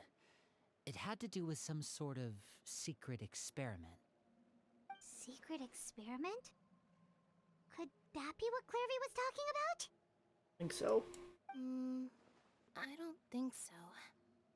I don't know any details about the experiment itself, but I do know it's an entirely independent operation. The Doctor only proposed a direction for the research. That was the extent of his involvement. I still don't think that counts as working together. You know, I thought we would come into this with just, like, finding out Arlecchino lore, but we're finding out a lot of stuff. I mean, Tartaglia, Doctori, Pantalone, what's that one, the rooster guy's name?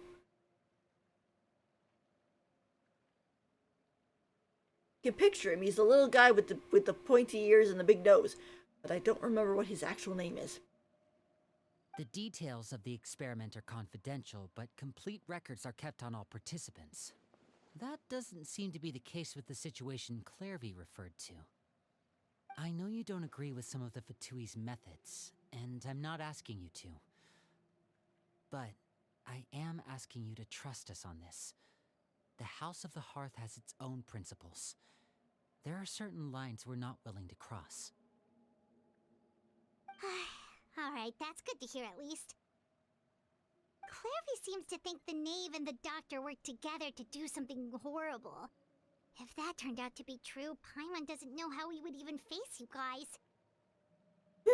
Yeah, that's for sure. It's just that it doesn't seem like Clairvy is lying either. The easiest thing to do would be just ask the knave directly, but Paimon doesn't think she'd tell us.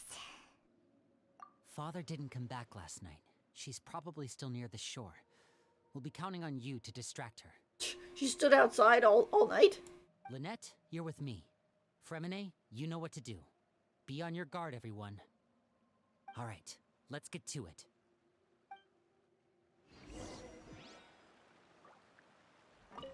Where are we going today? Let's try somewhere further away this time.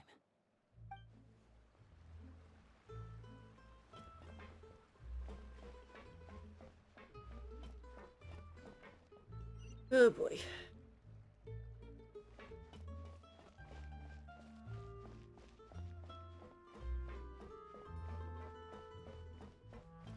Come on!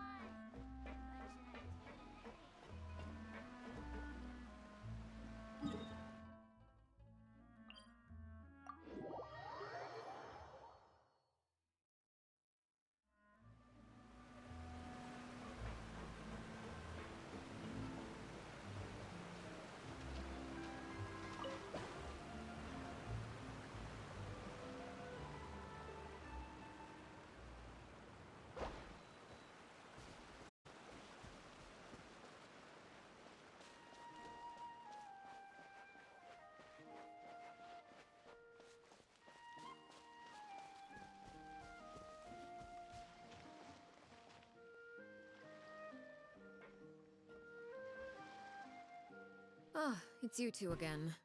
I must say, you look a bit pale. Did you have trouble sleeping last night? Yeah. A little. Perhaps if you had less on your mind, you'd be able to absolve yourself of such troubles. So what are you planning to do now? Catch up on some sleep?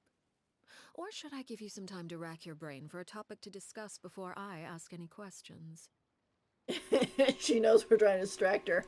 Although I must profess to being curious. Without child here, how do you plan on distracting me? Yeah, I knew it. Us? Distract you? A good one. But no, we were just here for a chat. Looks like you could have used some extra time to think. No matter. If you don't have any other plans, why don't you accompany me somewhere? Don't worry. I'll be sure to steer clear of any scheming children. And she's like, she knows. The ocean breeze is sure nice today. So you know everything then? Children always think they can hide things from the grown-ups. But nothing gets past me. Least of all a little scheming. I think I'll let them have at it for a little longer. I can be very patient. I will admit, her voice actor is really good. She does a good job. Well, I'll leave you to think things over. If you're so inclined, meet me outside the Palais Mermonia. Good things come to children who do as they're told. So I do hope you decide to tag along. If only for your friends' sakes. What should we do? Well, we go. She clearly knows about everything we've been doing, and Paimon doesn't think it'd be a stretch to say she was threatening us just now. We should release the pigeon that Linny gave us.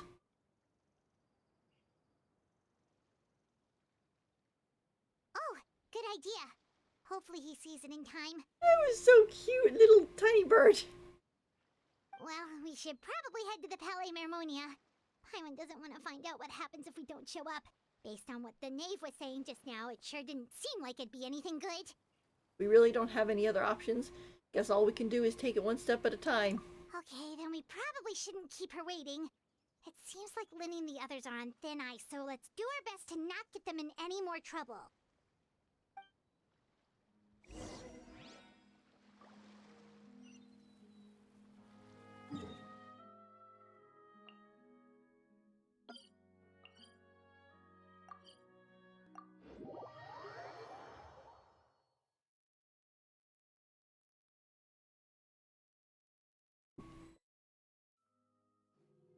Seeing as we still have some time before my meeting, we might as well enjoy some pleasant conversation while we wait. I'm glad to see you get along with my children. Being surrounded by good companions is necessary for a child's development. You're not planning on doing anything to them, are you? I assume you're referring to Lenny, Lynette, and Fremine. Although, there's that situation with Filial and Nentoy as well. It appears quite a few people have been acting out lately. No matter. I'm not one to discriminate. All those who betray the house meet the same fate. There are no exceptions. Does that mean you're going to kill them? Oh, are you here to beg for their lives? I'm sorry to disappoint, but the rules of the house change for no one. In my organization, everyone is responsible for their own actions. But don't you care about them at all? They really respect you. They even call you father. You must feel something for them. Any organization in which feelings come before principles is one destined for ruin. The House of the Hearth is hardly an exception. You could say our principles are more stringent than most. Perhaps I can offer you this consolation at least. As our guests, you two will not be held accountable along with them. Really no other way to solve the issue? I would imagine Linny, Lynette, and Fremine will be able to keep their lives. At least that's good. As for Filial, Nentoy, and the others, I'm afraid there's little I can do. They can try to escape, but once you know our secrets, there's no getting out alive. Once we get to Shiznaya, we're gonna have to talk to the Saritsa about some of this stuff. Because I'm like, you know, we got bigger celestial fish to fry and stuff than you guys, so could you just chill for and stop giving us so many problems? But that's awful. Ah, you seem concerned. Out of consideration for my guests, I suppose I could turn a blind eye for a little longer. If Linny and the others manage to dispose of Clairvy in the meantime, all evidence of their wrongdoing will be lost. In that case, I could hardly punish them for something I couldn't prove. If their efforts are unsuccessful, on the other hand, all will be held accountable, and the punishment will be severe. We'll hold you to it. Of course. Oh, and here, I believe this belongs to you. Do try and keep better track of it next time. Oh my gosh. We let it go and she'd already gone like 900, miles away, and she caught a bird again. It takes a considerable amount of time to train a bird like this. It would be such a pity if you were to lose it. Permanently. Wait, where did you get that? Well, I'm afraid that's all the time we have to chat. Now, for the matter at hand. Oh dear. I asked you to meet me here because I have business at the Palais Mermonia. It has nothing to do with you, but I think it would be prudent for you to stick by my side for the time being. There will always be time later to run off and tell Linny what you've learned. Well, time to go. Looks like we wrapped things up just in time. She's like forcing us to stay near her so we don't run off. Oh boy. She's really crafty, isn't she? I mean, this is her story quest, so it makes sense. But it's like, holy cow, lady.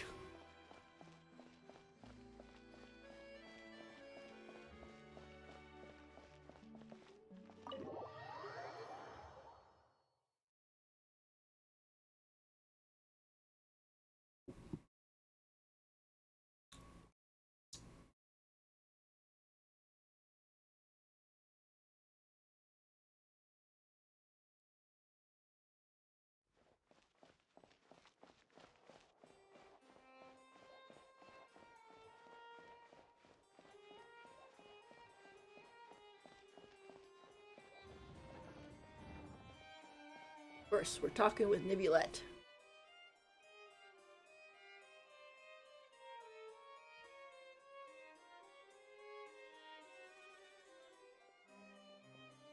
It's been a while, Monsieur Neuvillette.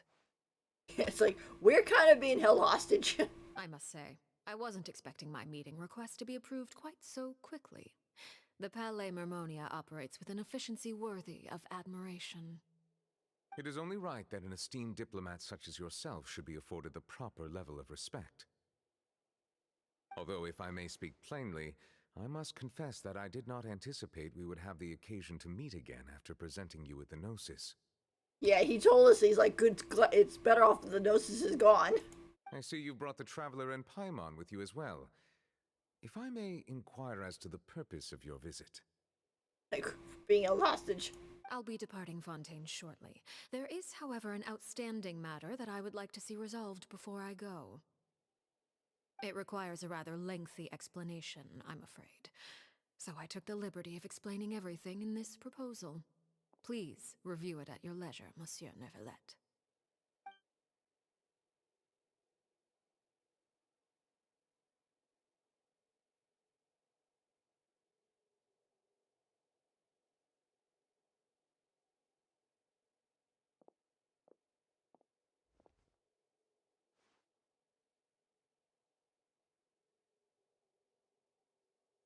Like, sit down and wait.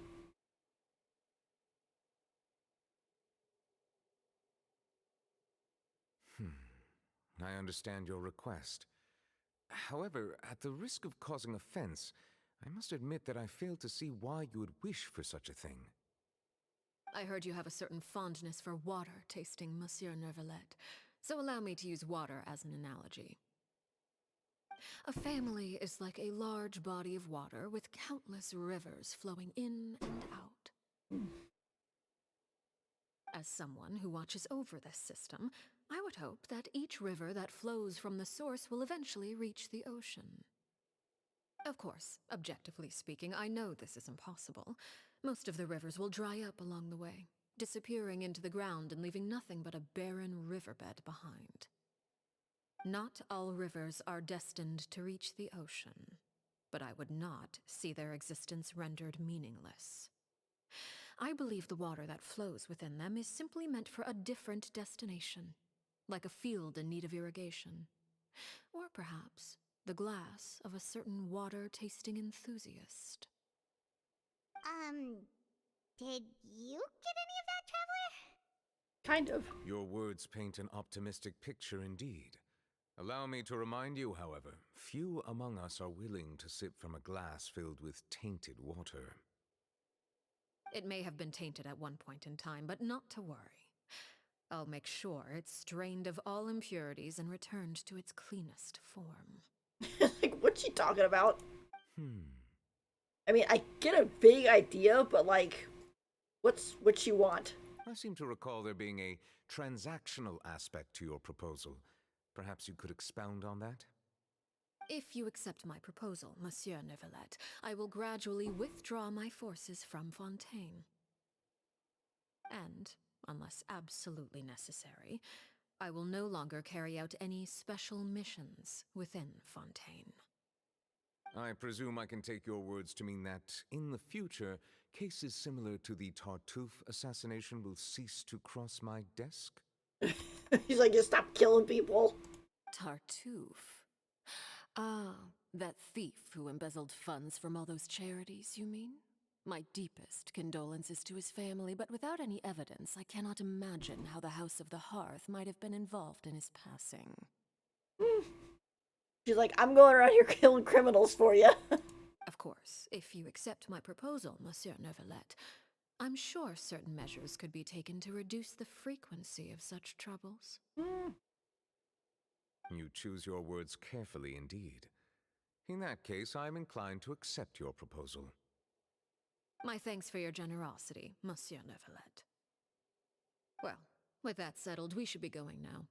I took the liberty of bringing along 2 bottles of spring water from Snezhnaya for you to enjoy. I do hope I get the chance to hear your impressions. Perhaps at our next meeting, yes? Indeed.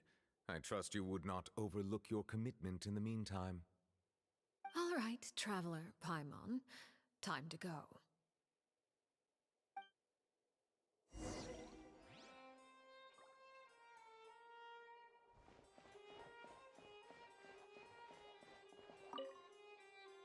I believe I've told you before that my emotions easily resonate with those of others. Yet in the few meetings I've had with that Harbinger, I haven't been able to sense any aspect of her emotional state. Her mind is like a still body of water. Who knows what darkness lies in its depths, and the lack of ripples on the surface gives nothing away. She's really good at, she's really good at hiding and controlling her emotions. It's unclear whether this is her natural state of being, or whether it's an incredible strength of will that gives her the ability to master her emotions. Either scenario, however, suggests she is a very dangerous individual. I do not expect an explanation as to why you two are by her side. Whatever your reasoning, I would only advise you to take caution. We were being held captive.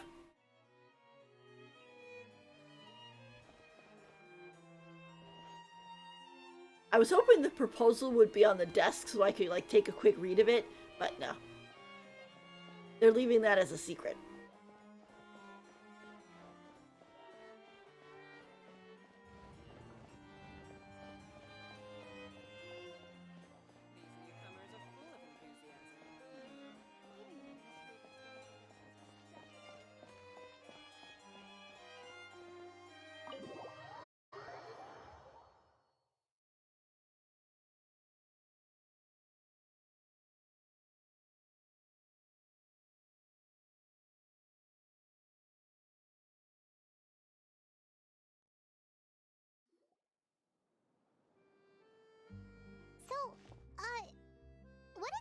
exactly were you talking about back there? Paimon only heard you mention some rivers, a large body of water, and then some kind of irrigation scheme. You really want to know? I would imagine there might be more pressing concerns at the moment. Winnie, Paimon really hopes everything's going okay.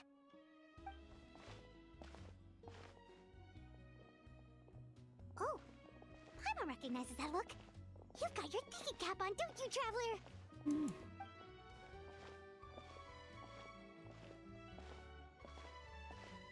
I think she's serious.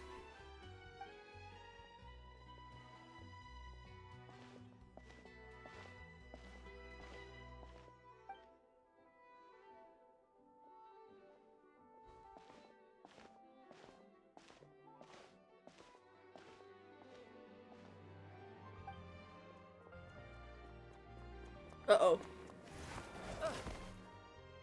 Hey, that's the guy with the... Oh, shoot. Are you alright? Oh, that guy was running back and forth and back and forth. Oh, jeez. I'm so sorry. I was so focused on selling these papers, I wasn't looking where I was going. Hey, a guy with a scar. Well, let me make it up to you at least.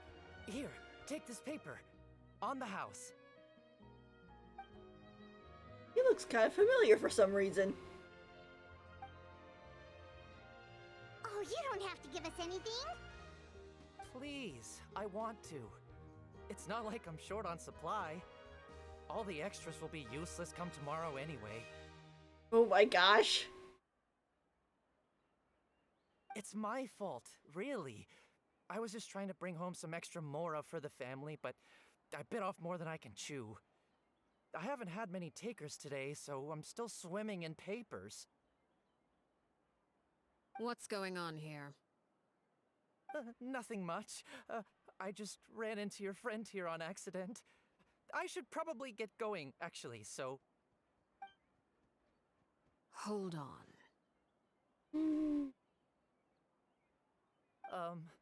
Of course, I'm happy to compensate you with mora, it's just... I don't have any on me at the moment. I'll take 3 papers. Here. Your payment. Oh! Thank you for your patronage. May the Archons bless you with good fortune. If only I had the chance to run into such generous customers every day. I should probably just take on a smaller inventory though, right? I'm getting married soon, so sometimes it's hard to not get ahead of myself. Anyway, I should head out. Goodbye! He's getting married? Well, now that my affairs are settled, we should take the boat back to Poisson. We've even acquired some light reading to enjoy along the way. Actually, why don't we stick around for a little longer? Paimon just realized how hungry she is. She can't head back to Poisson on an empty stomach.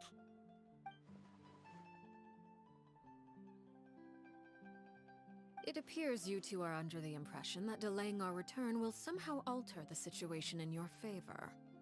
I'm sorry to ruin your fantasy, but your efforts are meaningless. That being said, I could be persuaded to give Linny some extra time. I just have one condition. If you agree to my request, I'll even answer some of your questions. You're quite curious about Claire V, are you not? And my relationship to her. Yeah. Wait, why are you being so generous all of a sudden? You're not gonna ask us to do something bad, are you? You overestimate yourself. You don't have the talent for bad things. Oh, so she thinks. Then what can you possibly... The most important consideration in a negotiation is that both sides receive something they want. Demands and threats only get you so far. Wonderful. Here it is. When the time comes, make the choice that you deem most appropriate in the situation, and lend your help to the House of the Hearth. Okay. It's like not what we were really expecting. Okay, sounds normal enough. But What do you mean, when the time comes? When is that supposed to be? That is for you to decide. I got a bad feeling, but okay. Then we have a deal. Follow me.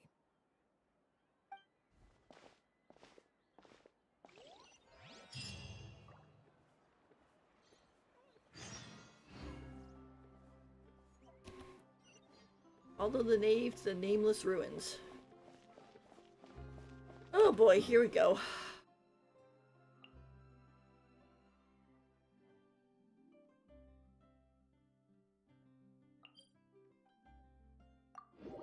I actually did have a warp point there, but it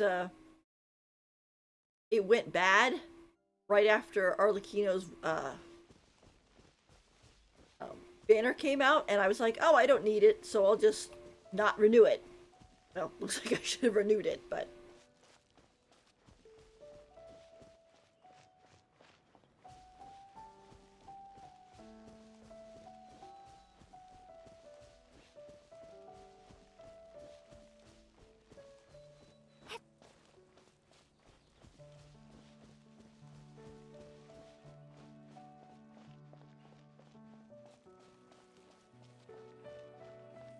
Yeah, we saw that guy with the scar on his face and the whole, oh, I'm getting married and so on.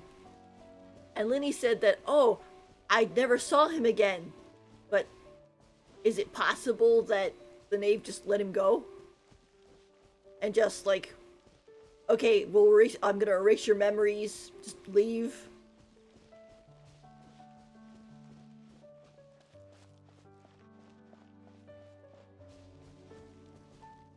Thing definitely got bigger than the last time I was here.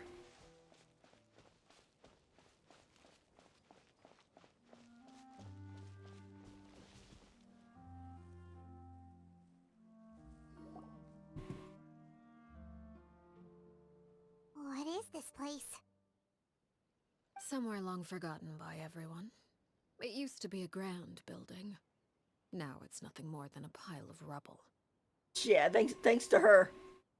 No one comes here anymore, nor does anyone care about what once happened here. Although, this place does have something to do with the story I'm about to tell you. It was before I became a harbinger, and before Linny and the others joined the House of the Hearth. Due to certain events, I first killed Clairvy and then her mother. And this is where it all happened. She didn't want to. Clairvy was her friend. You were the one that killed Clairvy? Why? Patience now. Allow me to explain Clairvy's side of the story first. I'll start from the beginning. Clairvy was 6 years old when she was brought by her mother, Crucibina, to live in the House of the Hearth. From the outside, it seemed like a fairy tale. A thriving family made up of kind adults and friendly children. Crucibina was the knave at that time, and the House of the Hearth was under her control. She was Clairvy's mother by blood, but she was also the mother to all the children in the house. Yeah. Clairvy was happy here, for a time.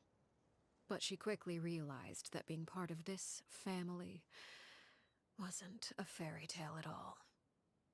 It was a kind of purgatory. It's terrifying, too, that this lady brought her own daughter into this mess. And did such horrible things. Purgatory? Exactly. The House of the Hearth takes in war orphans from all over Teyvat. But as for how to raise them, that depends entirely on the person in charge. Crucibina came up with a novel idea.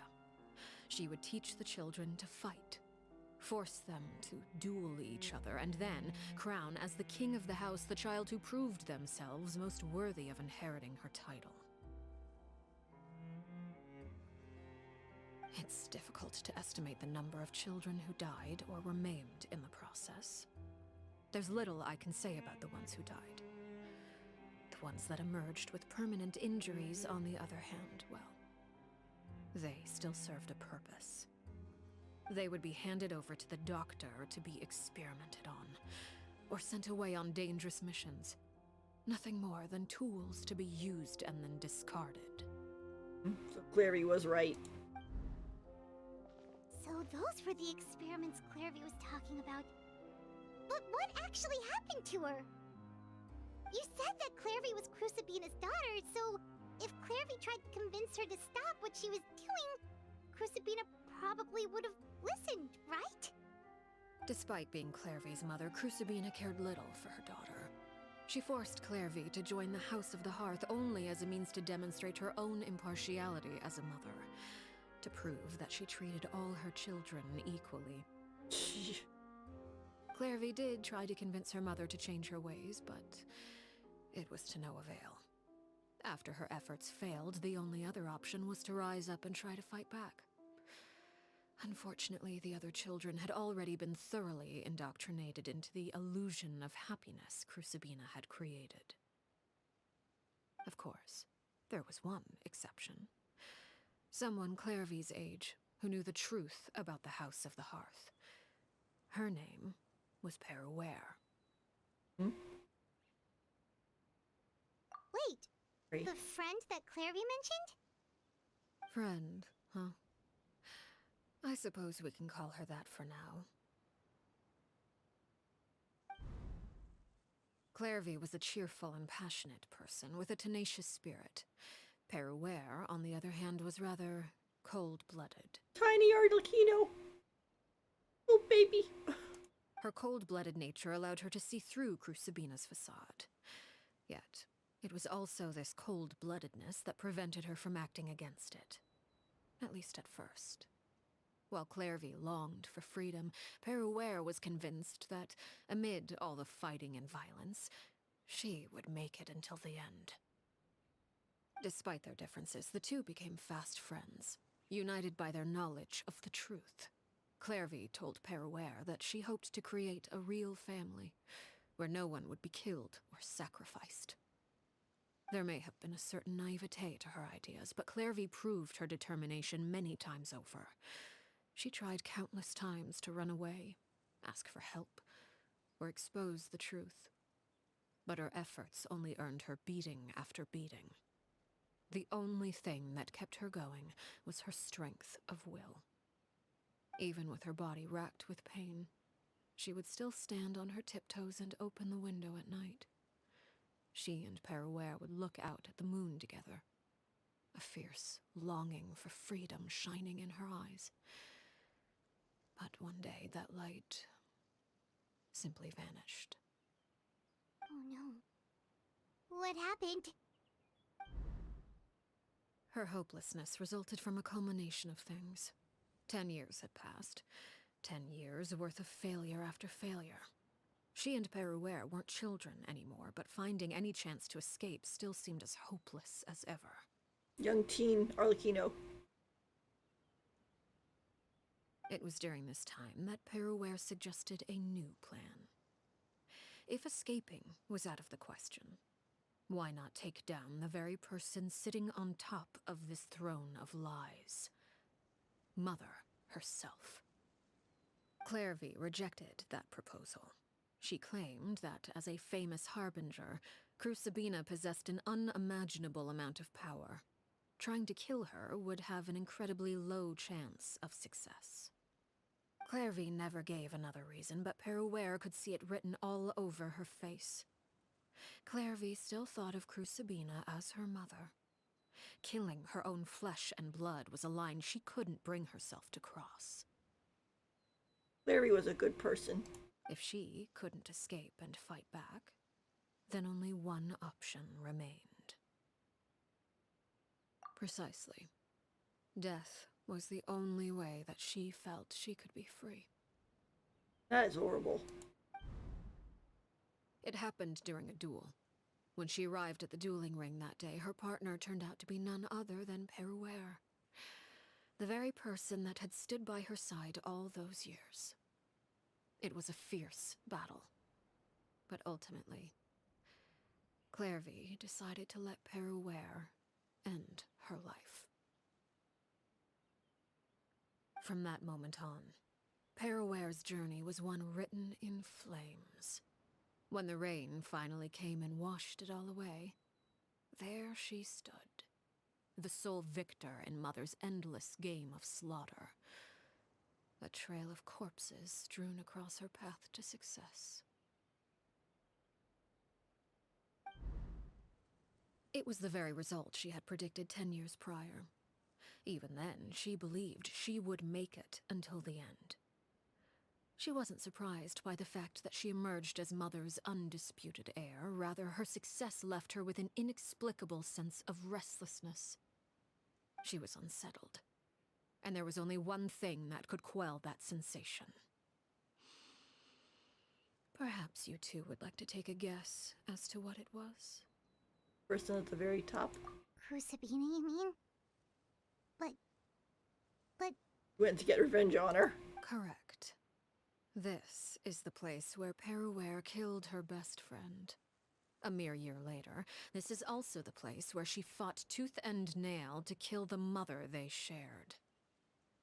The moment she acted, any conception of what was right or wrong ceased to matter. It's one of the principles of the house. Only those who survive get to write the rules. Peruware won the battle, and became a harbinger herself. After which Her Majesty, the Tsaritsa, bestowed upon her a new name. Arlecchino. So the Perry Clairvy was talking about... It was you all along. You're Perware. Arlecchino is just a name you got later. Thing is, real quick. The animation they did definitely, like, fills in a lot of blanks and everything and makes, but it kind of spoiled this, to be honest. I knew what was coming already. Like, there was no secret. It was your story just as much as Clairvy's. I left that name behind long ago. I must say, hearing it now does bring back memories. Because we know that she did not want to, although I suppose maybe it's good that the animation came out first, because by watching it we know that Arlecchino did not want to kill Clairvy. That Clairvy basically just threw herself onto Peruware's sword. After I defeated Crucibina, the moniker of Mother died with her. I chose to forego the title she called herself, and even chose to give up my own name. I rebuilt the House of the Hearth under a new identity. Not only as Arlecchino, but as father. And that is where the story ends. Any more questions? Clairvy we met, though. Who is she exactly? Yeah. Based on what you just told us, Clairvy wasn't a little kid when she was killed. So the Clairvy we met... Was she really a spirit at all? I suppose you could call her an illusion born of flame. Her existence is like ashes to a fire. Something left over in the wake of blaze and ruin. Kinda dangerous, then. You see, a certain power runs through my veins. It's not unlike a curse. My flames leave behind shadows of anything they consume. Of course, the chances of those shadows morphing into a sentient entity are exceedingly slim. Clairvy is a very special case. Oh my gosh.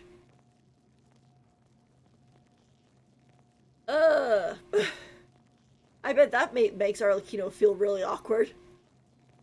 Like, she has the whole tragic Yuri thing, and it's like, oh yeah, here's my tragic Yuri partner, but as a kid.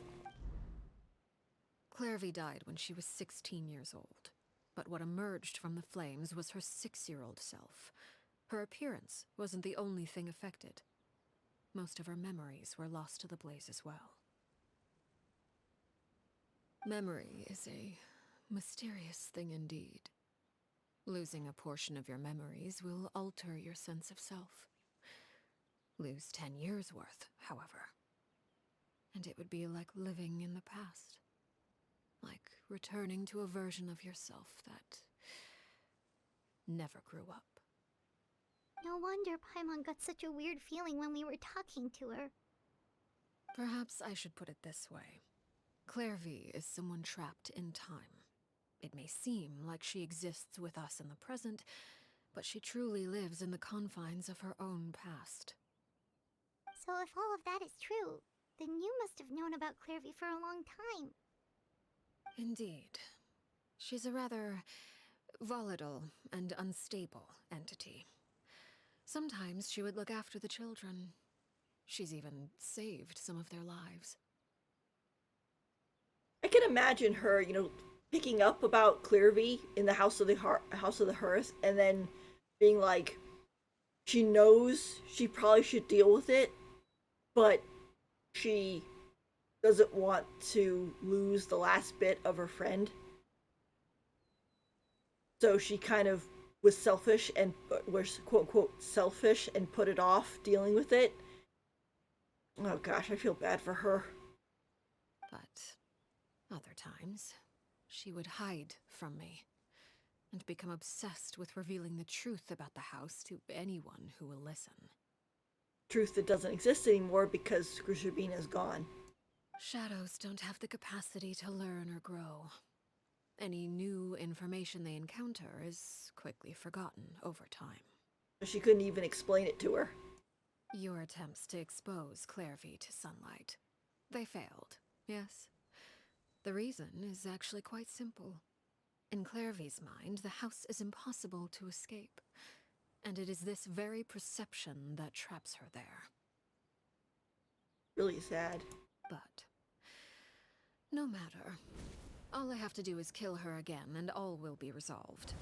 I don't anticipate so much as a single speck of ash will be left behind this time. Really didn't want to do it, though. Wait! Paimon can understand why you might want her gone, but isn't there another way? So what if she's trapped in her 6-year-old self? She's still your friend! At least talk to her first! It's too late for that. She broke the rules, and now she must be punished. That goes for Filial and Nantoy as well. She's had quite the effect on them. I hope you understand. The difference between Grushabina and myself lies in our formulation of the rules, not our policy for enforcing them. Upholding the rules without question is a trait we both share, because that is how a household should be run. She's kind of lying, I think. The fact that she is facing away from us, this is hurting her. She doesn't want to. Is this really what you want to do? Ah! Lumine spoke. It's kind of funny. It's like, Lumine has a voice actor, but whenever she actually voices something, I'm just like, oh, what a treat, she spoke! Instead of Paimon yapping away. Whatever could you mean? Don't you want to say a proper goodbye at least?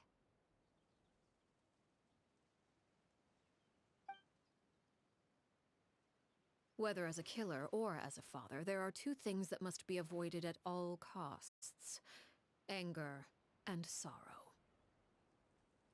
Anger makes you impulsive. Sorrow causes you to waver. Well, it appears it's about time to proceed. Before we arrived, I told some of my well-behaved children to bring our troublemakers here by nightfall. I do believe I've kept my end of the deal. I gave your friends quite a bit more time. As for what happens now, we'll just have to wait and see. Yep, here we go. Time to fight her.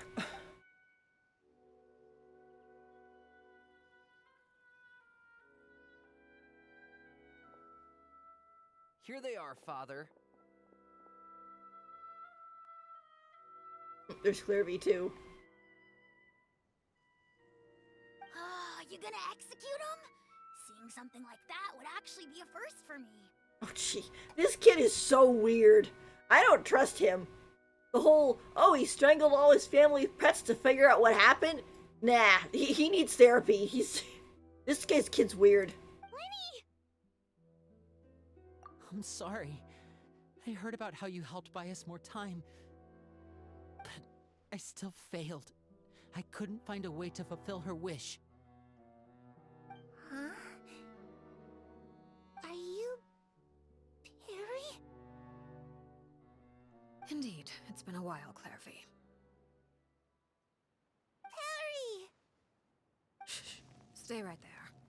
I'm sorry to postpone our reunion, but first I believe certain scores need settling. Oh boy, here we go.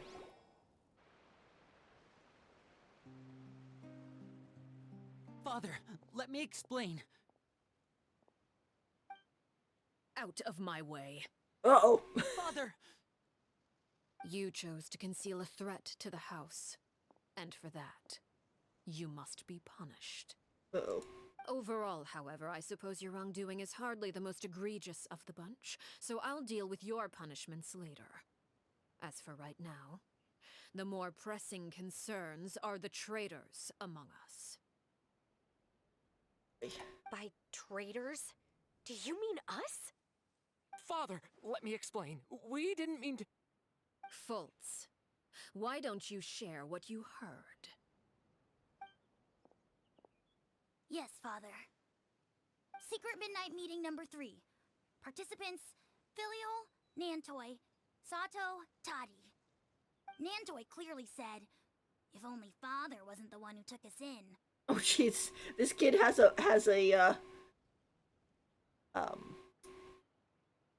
photographic memory, it seems. Sato added, I'm sick of this life. I just want to live as a normal person. Filial was the worst of them all. She called us crazies and said a bunch of mean things about Father. I did not! You're lying! Fultz is trying to frame us. It's not like I'm the only one who heard those things. After that, you and Toddy and a bunch of other people started talking about Clairvy. You were using all those things Clairvy brought up as an excuse to question Father.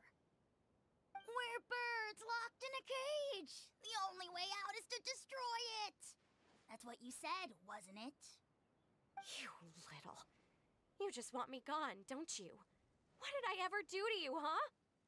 And you, Sheplo, have you forgotten who stood by your sickbed, watched over you, and changed your dressings? Come on, let's hear it then. What's your reason for all this?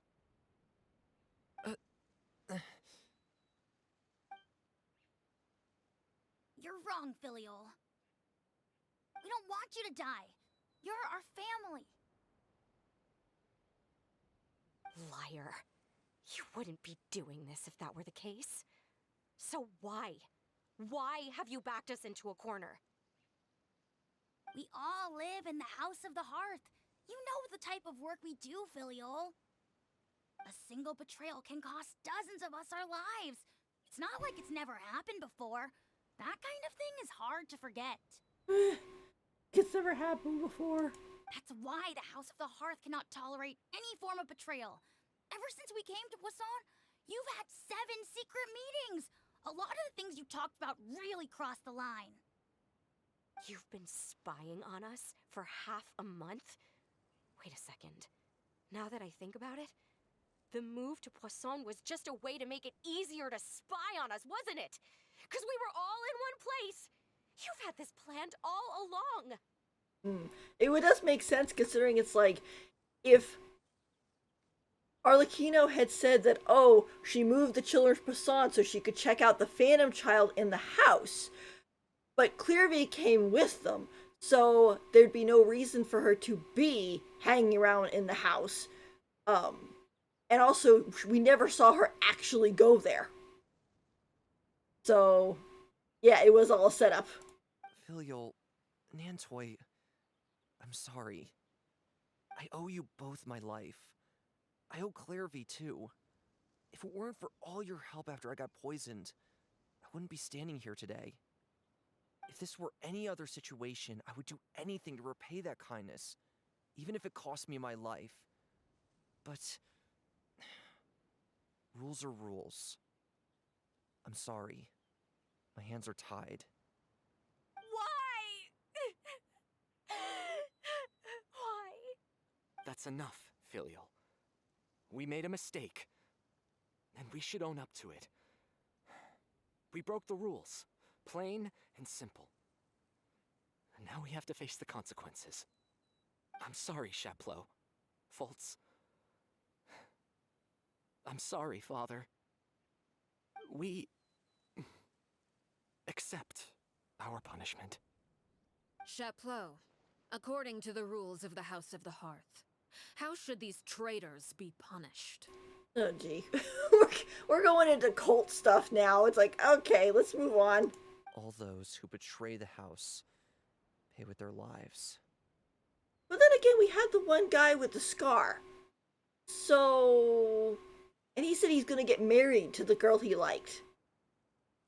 So, let's go with that. And so it shall be.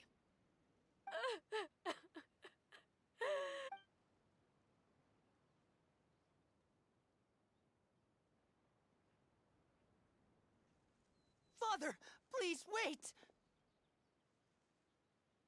Something you want to say, Linny? Please reconsider, Father. What Filial and the others did, does it really count as betrayal? We all come from broken families.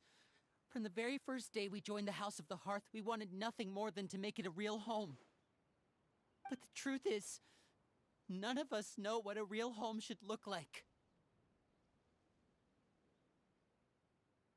I'm not saying I have all the answers. All I know is this. Killing Filial and the others may uphold the rules, but doing so will only bring us further away from being a real family than we've ever been. So please, Father, please reconsider. I know this is supposed to be really tense, but I have a feeling it's not what we're thinking. I agree with Linny. Father, please. Linny, you...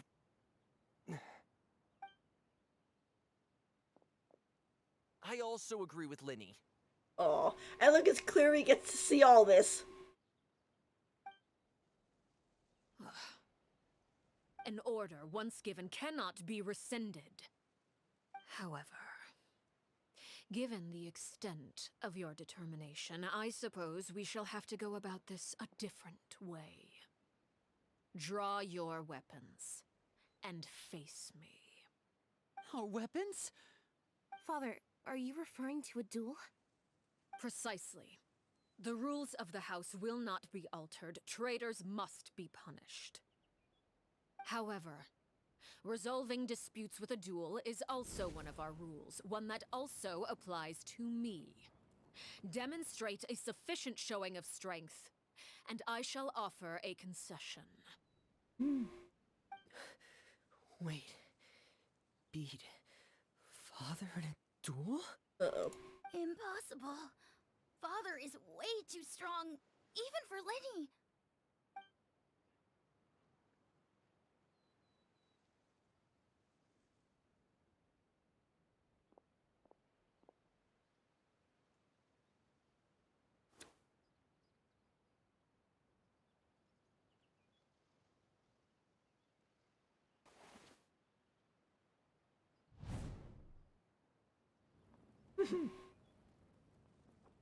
Did you hear that, Traveler?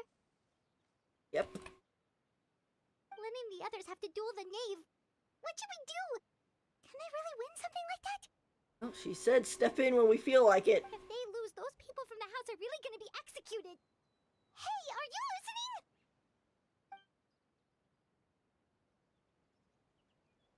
Like, nope. Don't you want to say a proper goodbye at least? Anger makes you impulsive. Sorrow causes you to waver. Back then, she never actually answered my question. That makes the answer pretty obvious, doesn't it? Oh, looking at that expression on her face, she seems really serious about this. Guess that means there's no chance she's throwing the duel on purpose, huh? No way the knave will lose on purpose, although... When guests are around, families are often on their best behavior. And any disputes are less likely to escalate. So yeah, that's why we're here. When the time comes, make the choice that you deem most appropriate in the situation, and lend your help to the House of the Hearth. House or the children. What's wrong, Traveler? Hey, where are you going? It's like, I'm going all silent on you, Paimon. Traveler? Oh, and there we go. We got the dull blade again. I'd like to see for myself what the Forest of the Fatui Harbingers can do. You're asking to join the duel against the knave? Yep. If that's okay. I'll allow it. We do have a ready-made dueling ring at our disposal, after all. All I would advise is this. Keep a firm grasp on your weapon, and give it your all. Uh-oh. Any less, and you may just lose your life. She's like, I'm being serious. I'm gonna let it all out now. Oh boy, here we go.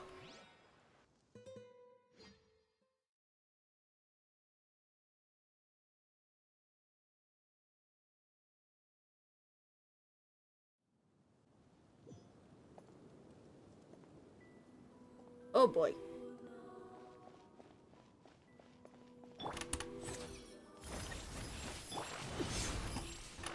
Transfixed! Is it my turn now?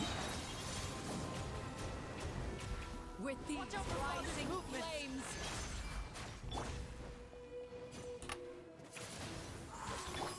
Witness my rise!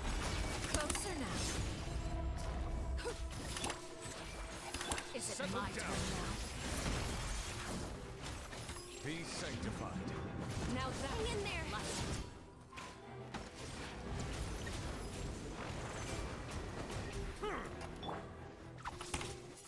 Spare your energy. Running is of little use. A bitter pill to swallow. Have a taste of purgatory. Try to pace yourself. Ah! Spare your energy. Running is of little use.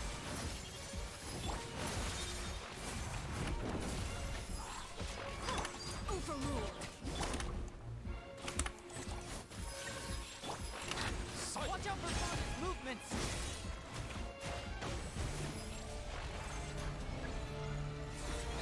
The countdown has begun.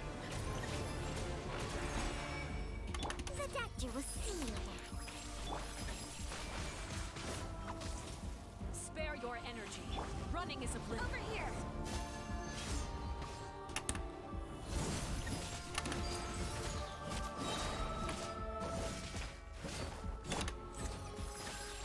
Bow your head. How amusing. Try to pace yourself.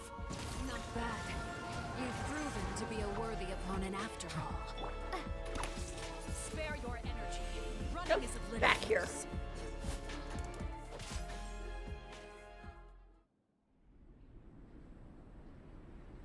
Oh boy.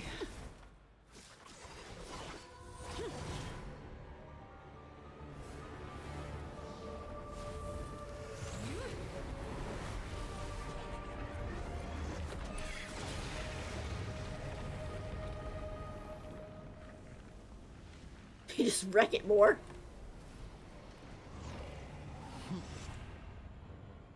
Wow.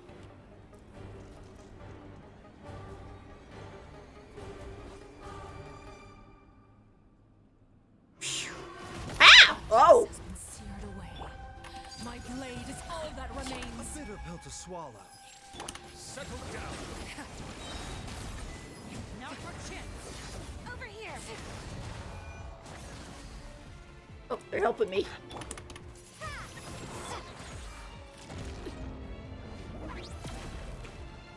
Everlasting as the moon.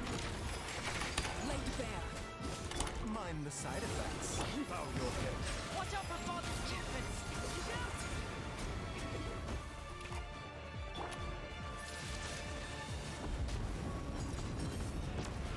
The sun and moon have set.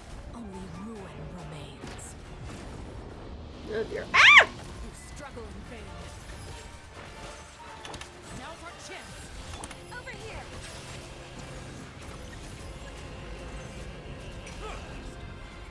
The tides beckon. Your punishment made manifest.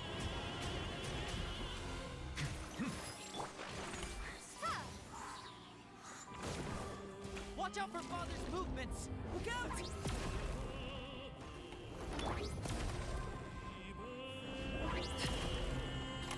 Transfixed.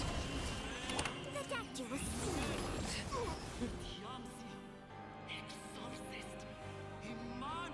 There's that music in the background. Woohoo! Ugh.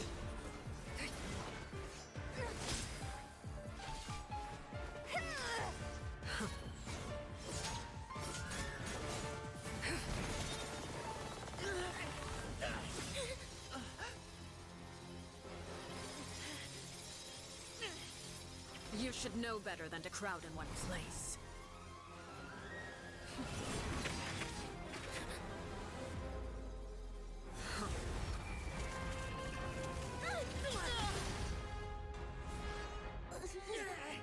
Oh, I know. No!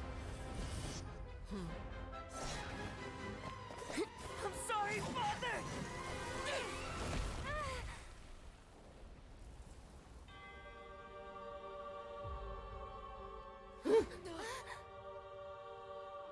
Sorry for what? This pitiful excuse for an attack.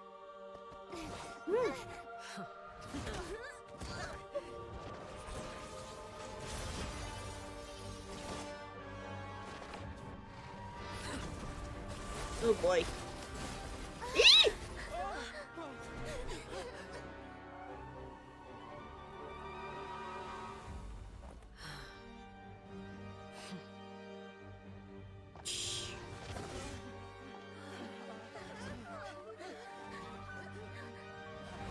Father, no!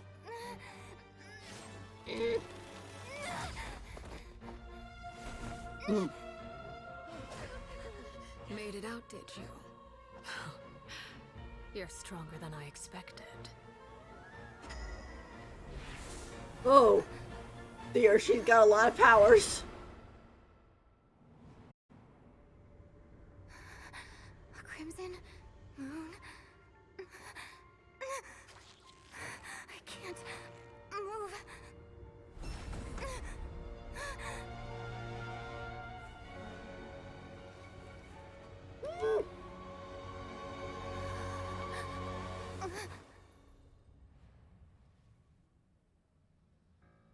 Still, not strong enough to beat me.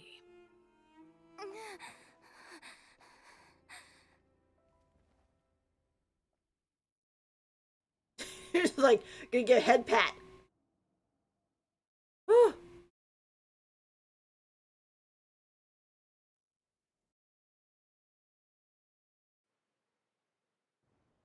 It's like Arlecchino is scary, but she is still kind of a good person, it seems.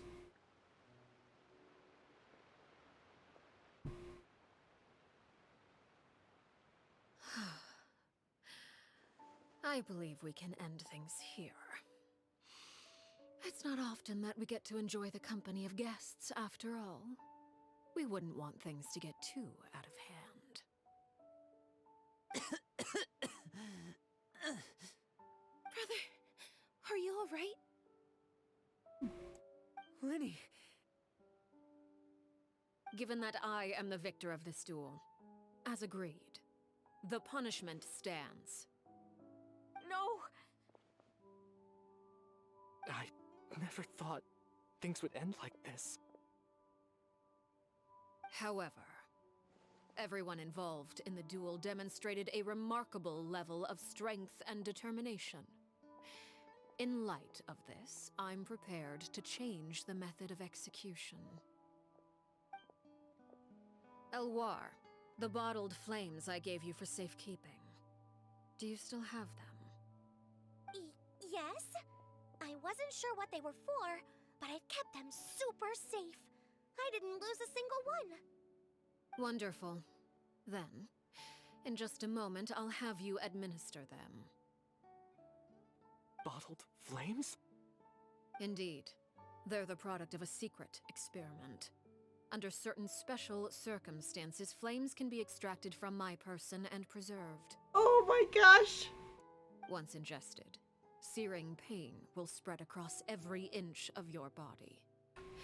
No harm will come to you physically, but your memories will be burned away. Oh, she figured out a way so they could be free, but without having to carry around the Fatui knowledge, so they'd be a liability. I knew she was a good person. If you can withstand the pain, when you awake, you'll have forgotten everything you know about the House of the Hearth, and will be expelled from the organization. Ah, I knew it! That's why they had the guy with the scar, and then Linny said, oh, I never saw him again, because they erased his memories so he could go off and be with the girl he loved. Aww. I knew she was a good person. In other words, administering this concoction will kill the version of you that grew up in the house, and give you a new identity. So that means the young man that I thought looked familiar, the one selling newspapers outside the Palace Memoria, he must have been the same horror that we saw on the list of executions. He wasn't killed after all. Memory is a mysterious thing indeed. Losing a portion of your memories will alter your sense of self.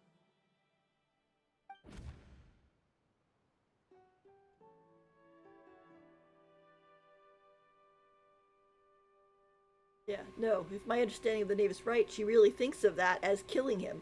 The horror that lived in the House of the Hearth is dead. The one that remains is simply a normal person living out his life with his beloved. Even so, it's much better than actually ending their lives. This makes so much more sense, because it's like, yeah, if you're a kid and you're raised in the House of the Hearth, but you're like, I don't want to be a Fatui, I don't want to do bad stuff, then in that case, it's like, okay, we'll just erase your memories and let you go. Which means that possibly a bunch of the Fatui we met before that were like, oh, I just want to be free, whatever, they disappear and we think they've died, but this might have also happened to them. So they're also wandering around with no knowledge of who they were. That's really nice. So, you're just letting us go, Father? You misunderstand. Memories are extremely important. Once consumed by flame, the version of you standing before me will die, and our secrets will die with you. So no, I don't intend to just let you go, because the person who survives will be nothing but a stranger. She's trying so hard to be like, no, I'm being fierce. This is not a good thing. And they're like, no, it's a good thing. Even so, I won't have to live in fear anymore. I'm sorry, Father. I'm sorry I let you down. But I really... Don't cry, Filial. You haven't left the house yet, so there are still rules to be followed, yes? Remember what I taught you. Anger makes you impulsive, sorrow causes you to waver. Don't let yourself be controlled by your emotions. Of course. I'll remember. Dry your tears, and go pursue the life you really want. He's so nice. Yes, Father. Chaplot, Fultz, Elwar. Take them back to Poisson. And bring Linny and the others as well. It's kind of funny, before this whole thing happened, people were talking about like, oh, this is Arlecchino trying to see if Linny will be the next king of the House of the Hearth, and that she's gonna die, and yada yada, and it's like, no. I mean, even Sayu was all kind of like trying to drop hints of like, oh, she might die, she might, want to take a break. It's like, well, no, because Linny didn't defeat her. I prepared 3 extra vials of bottled flames. As for whether to take them, The choice is yours. Oh, she's possibly letting them go too. Goodbye, children. The next time we meet, I will no longer be your father. Thank you for all you've done for the house. I hope you have bright futures ahead of you. Really so kind.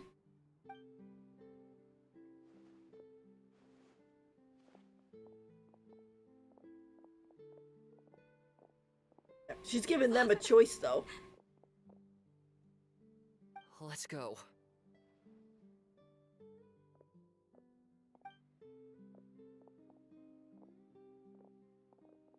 Here, grab my arm, Linny. I'll help you walk back. Thank you. Yeah, he really got thrown.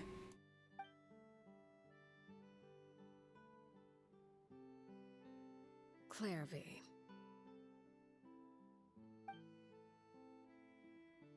We still gotta deal with that.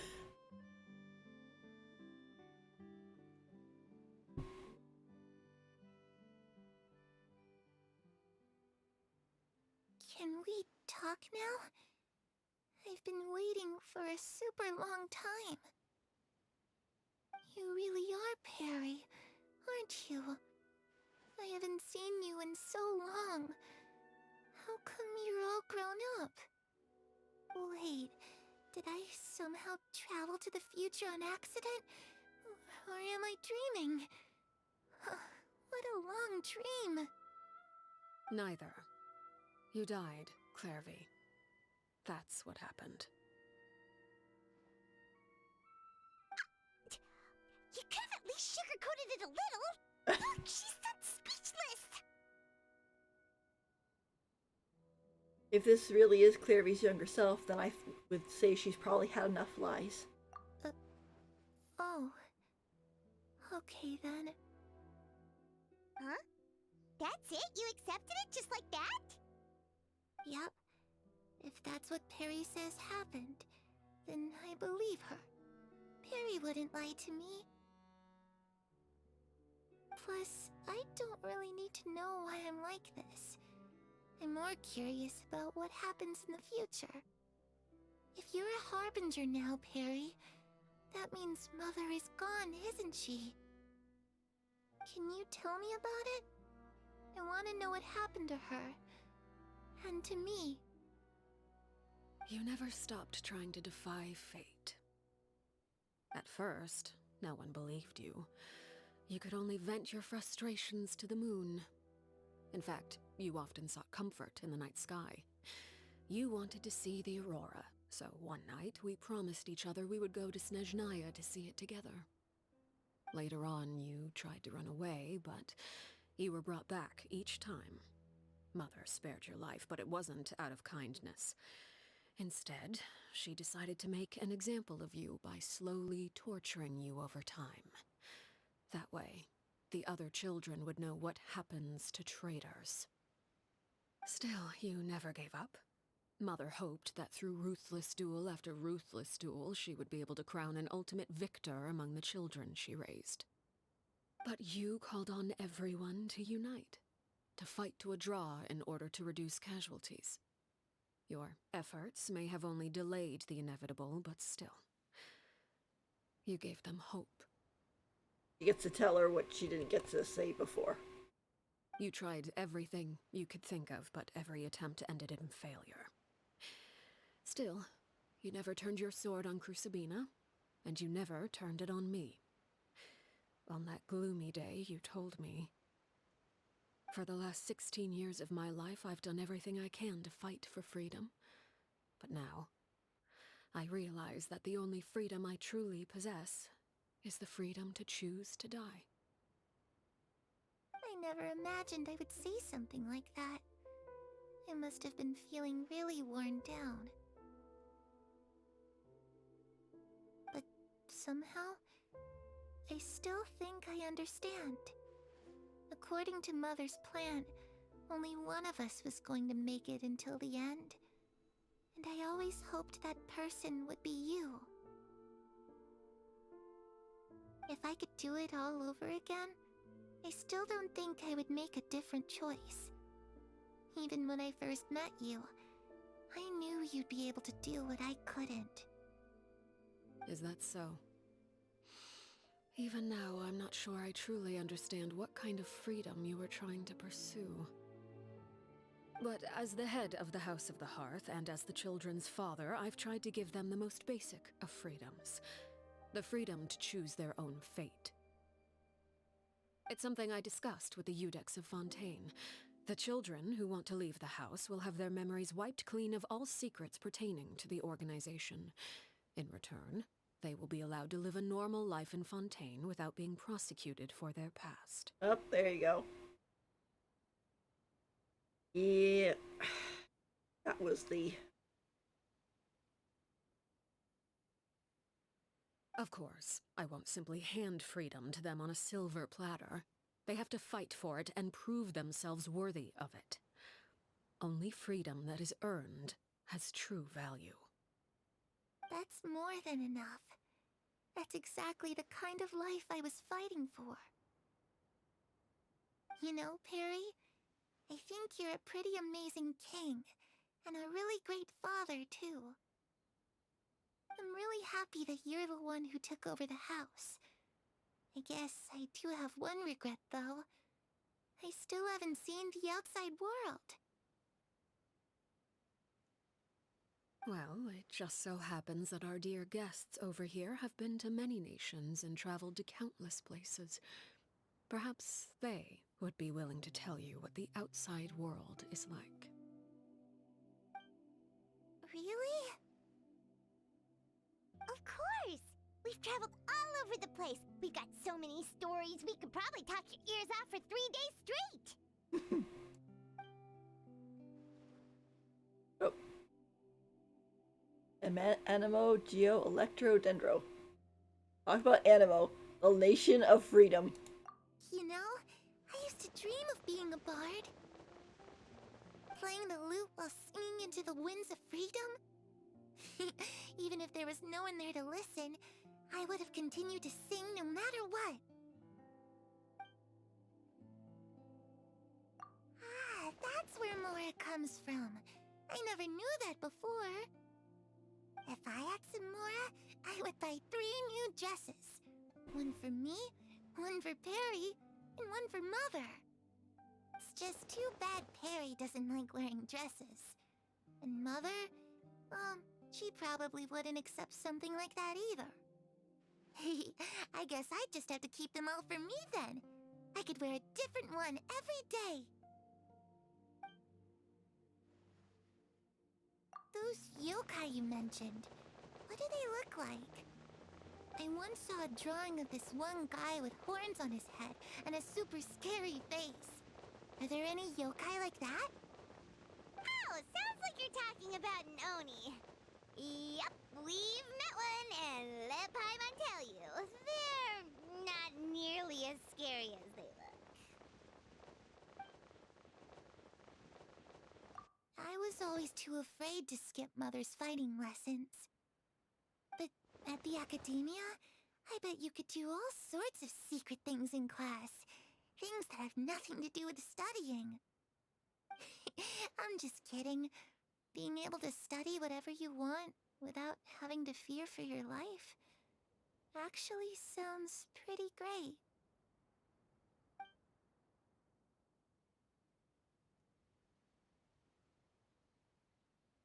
The situation was super dangerous. Lenny and Lynette were accused of committing a crime, and they were going to have to stand trial at the Opera Epicles. Oh no, that must have been hard for all of you. What happened next? Don't worry, we were able to turn the situation around super quick. Uh-oh. All thanks to Detective Paimon, of course. The return of the glasses and mustache. How'd you do that? Come on, tell me. Okay, so it was like this. After the failed magic show, we rushed to the scene and...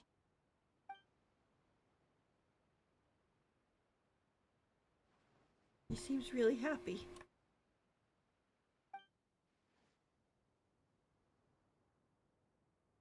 Yeah, because she'll forget. Shadows don't have the capacity to learn or grow. Any new information they encounter is quickly forgotten over time.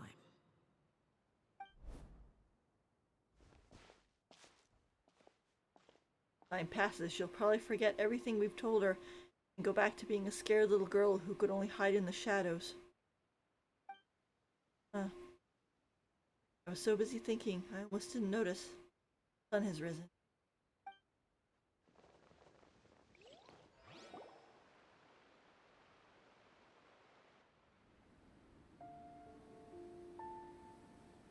Clairvy, you've worked tirelessly from the shadows to overthrow the House of the Hearth. Now, by my authority as the Knave, I shall announce how this matter ends. You are hereby expelled from the House of the Hearth. You are no longer tied to this place, nor are you bound by its rules. You're saying that I can finally leave? I get to experience the outside world as well? Oh, I almost forgot. There's no getting older for me. Still, seeing who you grew up to be makes me really happy, Parallel. Take care of yourself. Goodbye. May we meet again someday.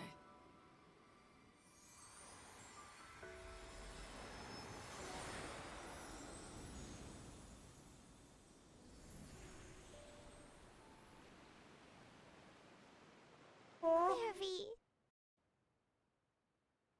I had a feeling that's how she was gonna go out. You know, because it's like Arlecchino wouldn't be able to, or not that she wouldn't be able to, but I know that she really wouldn't want to just like, you know, burn Clary up in a big burst of fire, you know, and kill her again. So instead, she tried to set it up so that she would be able to go peacefully. She left so soon. Paimon didn't even get to finish her story.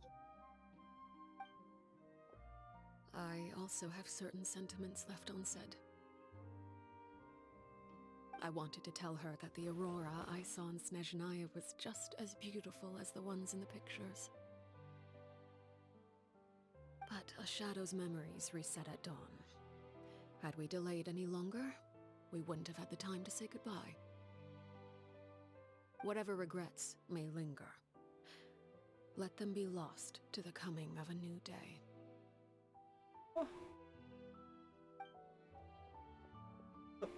Father? It's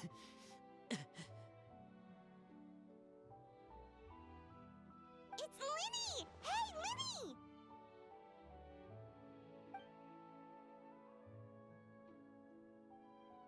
What is he doing back here? Let's go check it out.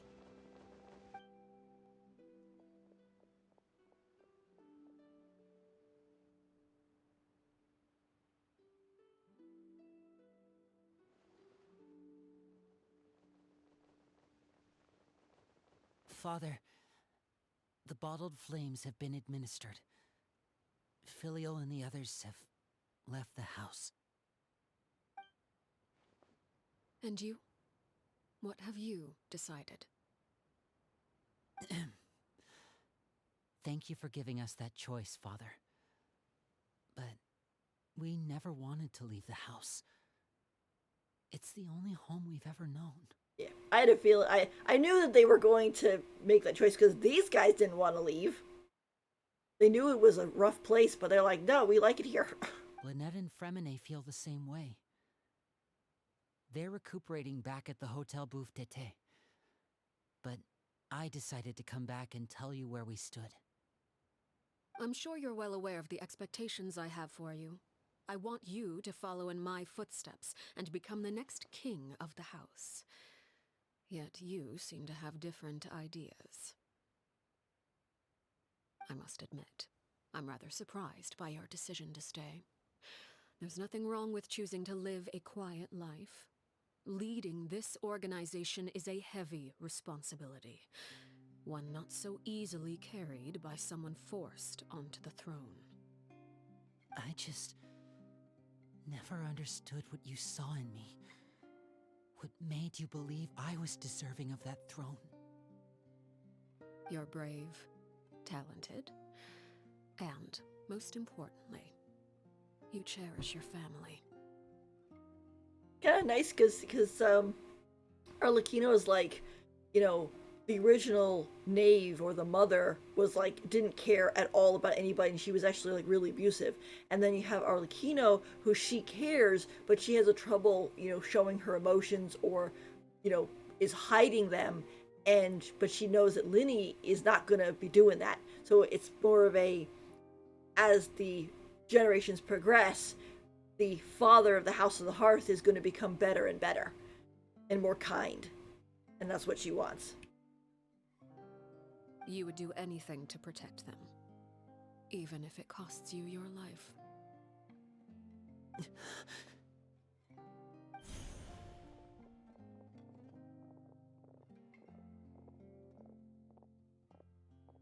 Speaking up back there was so brave of you, Linny. It's all thanks to you that we were able to convince Father to back down. You're a hero, Linny. Hero. Father is the real hero. Had Father gone all out during the duel, there's no way I would have walked away with my life. She must have had it all planned from the beginning, from the very moment she suggested a duel. Yeah. Yeah, because she pulled up that Crimson Moon stuff, and we were like, can't move, like, oh my gosh. And then she gives us a shoulder pat. I'm not deserving of that title. I'm not strong enough or smart enough. You're wrong. In my opinion, all you need to be deserving of the throne is conviction and the necessary strength to act on it. We may have different ideas of what it means to be a family, but you can hardly be said to lack conviction. What you truly lack is strength. For someone of your talent, though, that's something that will come with time. Yep. She's not giving up her job yet. She's got to wait for Linny to grow up a little bit more. Even without that strength, you still chose to face me in a duel, even though the odds were stacked against you. That capacity to honor your convictions is what I truly see in you. Father. No one knows what the future holds, what tragedy or triumph may be in store. Being at the head of this organization requires the strength of will to face whatever comes. Caution will only hold you back. If reaching a certain standard were required to go after what you want, I would never have succeeded in killing my predecessor. Back then, there was still a considerable gap between our abilities. Strength may decide the ultimate victor, but those who let a lack of strength dictate their decisions or undermine their convictions will never be worthy of the throne. I understand, Father. Thank you. Children must grow up to surpass their parents. Only then can a family continue to flourish. The road ahead is not an easy one, so I'll ask you one last time. Are you certain you want to stay? You've done so much for me, Father, and that kindness must be repaid. Plus, with Project Stuja at hand, there are many dangers ahead, and I, for one, don't intend to back down. Protecting my family at all costs. That's my conviction. Hey. Then you're welcome to stay. As for Project Stuja, you need not be too concerned. If those cowardly businessmen and heartless dignitaries try to take us down, I'm prepared to teach them a lesson. He's like, Having members who longed for the light was our organization's last weakness. With those members no longer among our ranks, the House of the Hearth is like a spider hiding in the shadows. We need only wait for our prey to come to us. that is true. I can imagine during that whole Project Stuja too, as if she had sent those individuals who kind of wanted out of the House of the Hearth and wanted out of the Fatui, if she had kept them around, they would have died. You know, because they wouldn't have been in it for Fatui. They would have gotten sloppy and they would have ended up, you know, getting themselves killed. But now, since they're out and they're gone to live off their lives, they'll be okay. At present, our imperative is to use their plan to our advantage. In doing so, a crimson moon shall rise amid the frigid blizzards of winter. No demonstration of loyalty shall go unrewarded, and no sacrifice shall be in vain. Oh boy. Pantaloni, you better watch out. she wants to kick your butt. As for the two of you, whether we meet again as friend or foe, I'll remember the camaraderie we shared in this moment. I hope it's not foe. I don't want to have to fight you again, except as a weekly boss. No matter how arduous the journey ahead, I hope we both reach our desired destination. Ew. Wait until 2 days later.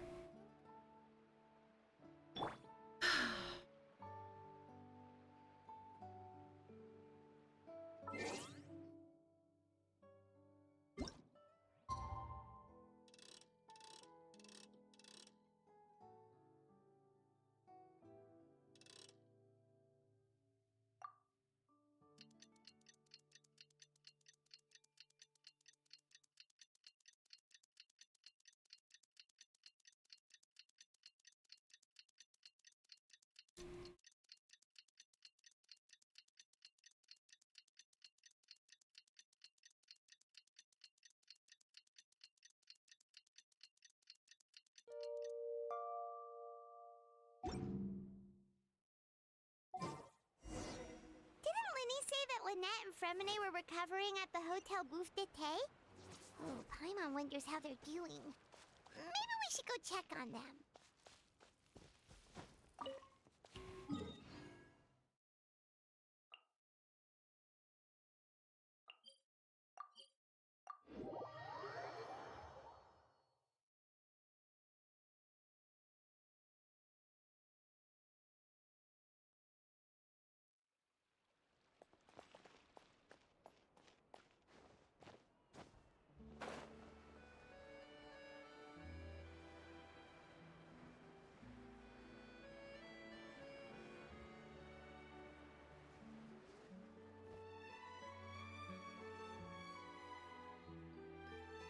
Lynette, Fremine, how are you feeling? Much better. Whew, what a relief. What about you? Are you feeling alright? I'm right as rain. I knew you'd come out unscathed. Us, on the other hand, well, we've been bedridden for 2 days. I couldn't even turn over. She definitely gave you a wallop. Oh, and I wanted to ask, is Clairvy gone? Linny and the other members have left Poisson and returned to the House of the Hearth. According to him, there haven't been any more sightings of a spirit roaming the house. We bid her farewell under a blanket of sunlight. I see. I'm glad. Father came to check up on us 2 days ago and told us about what happened with Crucibina and Clairvy. Actually, I've met Crucibina before. Wait, what? You've met the former knave? Crucibina died a year after Clairvy. It was during the year between their deaths that I joined the House of the Hearth. Ah, so that's why he knew Crucibina but not Clairvy. Crucibina had an extremely cruel and radical way of doing things. While she was alive, the atmosphere in the house was suffocating. When I joined, though, the experiment she valued so much had already come to an end, and all the people involved, dead and injured alike, were gone. Crucibina never talked about the past with us newcomers. A couple of months after I joined, Father killed Crucibina and burned all our files. With that, the names of all the people subjected to her experiments, Clairvy included, were lost to the flames, along with the painful memories they represented. Come on, start with a clean slate. Father took in Lenny and me a couple months after that, but she never mentioned anything about Crucibina or Clairvy. It really seems like something she was planning to keep to herself. The last time you talked to her, did she mention why she kept it a secret for so long? She said she didn't want us to be affected by the darkness of the past. She was worried we'd develop a false sense of gratitude towards her if we knew about it. The foundation of a family should be free of any corrupting influence. Whatever happened in the past, it has nothing to do with who we are now. And that's what Father told us in the end. But I still thanked her for everything. It was only after hearing about what Crucibina did that I finally realized how insignificant our lives could have been. The members of the house meant nothing to her. To say that she valued them in any way, even just as a tool, would probably be giving her too much credit. Yeah, she was a horrible person. If Father hadn't taken over the House of the Hearth, I probably would have already... Don't think about that. He saved you in the end. Like, don't worry, Fremine will protect you. Father rarely brings up the fact that she saved us. She doesn't believe that being indebted to her should be what ties us together. But even if we didn't owe her anything, we would still choose to stay. Because this is our home. We may have arguments or times when we feel wronged. Some people may even choose to leave. But as long as Father is here, we will always have a home. Oh, that is so sweet. Whether the path before us is bathed in sunlight or shrouded in shadow, we'll follow Father wherever she chooses to go. Oh, that's so nice. So I wanted to say thank you for helping us make it through this crisis. Without your help, we could have lost a lot more along the way. Oh, we didn't do anything, really. Just invite us back as guests and we'll call it even. Of course. You're welcome anytime. Are Filio and Nantoy okay? I actually saw them at a cafe this morning. They didn't recognize me. From what I could tell, they were drinking coffee and talking about one of the operas that started running recently. Oh, yeah, they weren't really into that. They seemed happy. If I had to take a guess, I would say they finally found the kind of life they always wished for.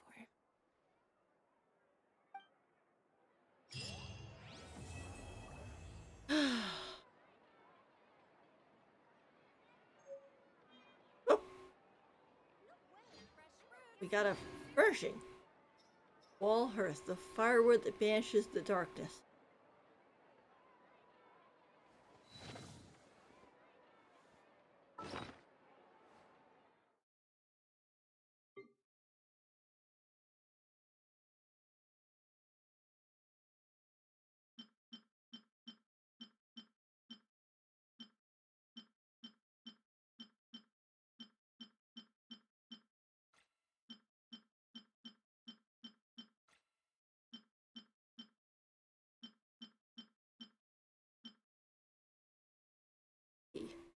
Wall hearth, the firewood that banishes the darkness. Large furnishing counter. A stately fireplace, most elegant and gorgeous, similar to the one used in the House of the Hearth.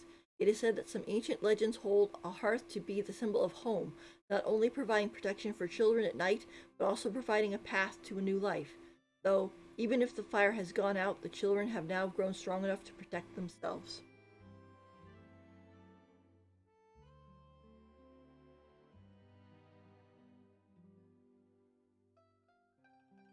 That is nice. That was a good quest. It was like it showed how like fierce Arlecchino could be, but also how kind she really is. She's a really nice character. I'm glad I rolled for her. Apparently, go here.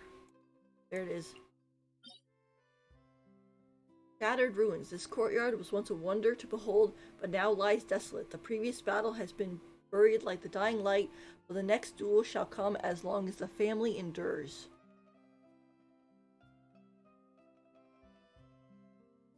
Get,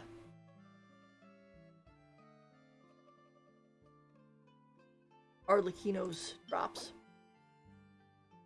Fading candle.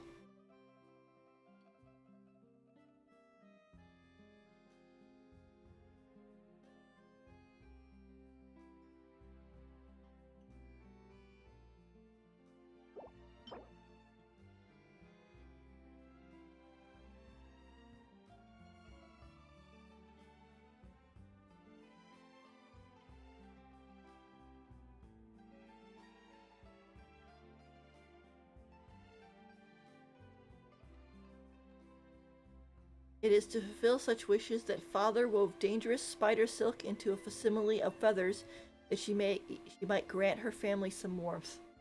Oh gosh, she loves them so much. Oh, an earring.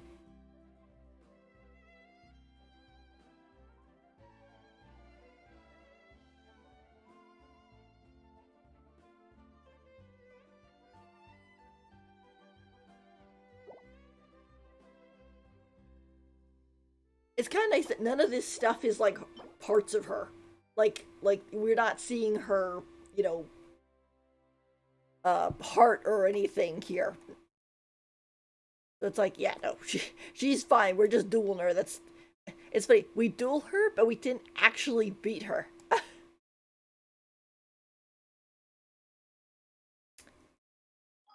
uh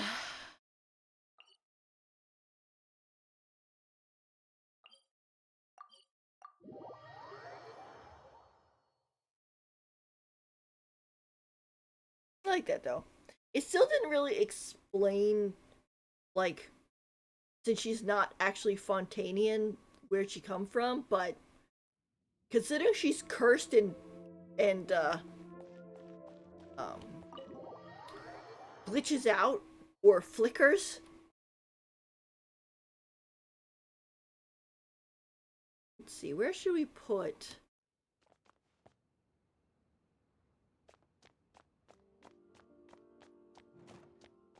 Might be good upstairs.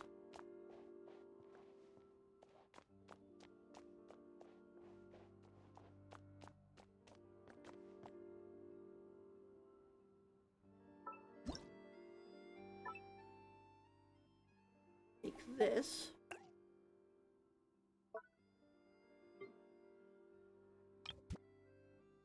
That there.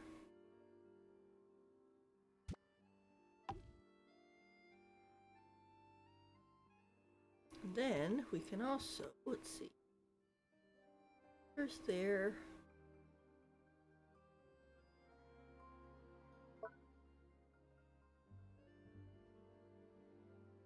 Need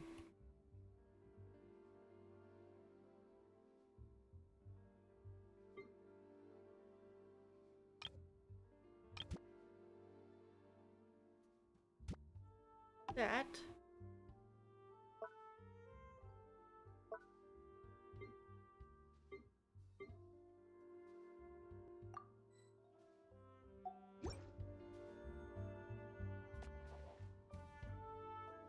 That's so nice. I'm gonna put a couch, but not take Nivulette's couch. So we'll go back out here and get a new couch.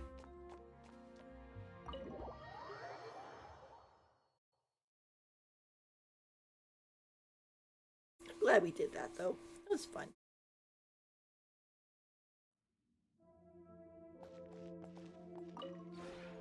This realm is truly... Right.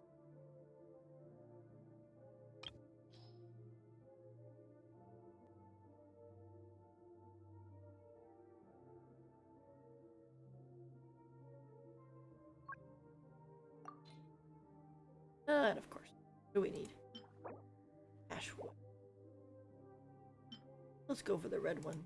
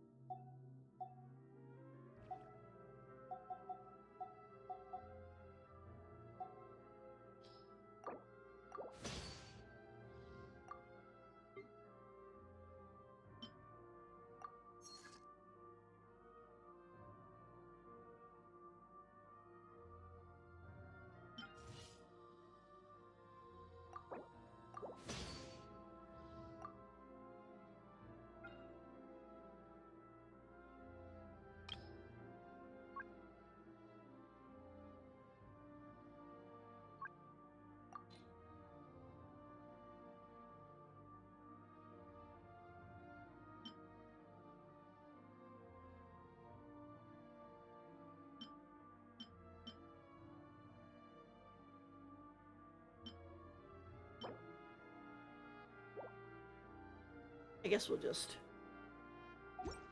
go with that for now because it's kind of late. If you ever have any questions.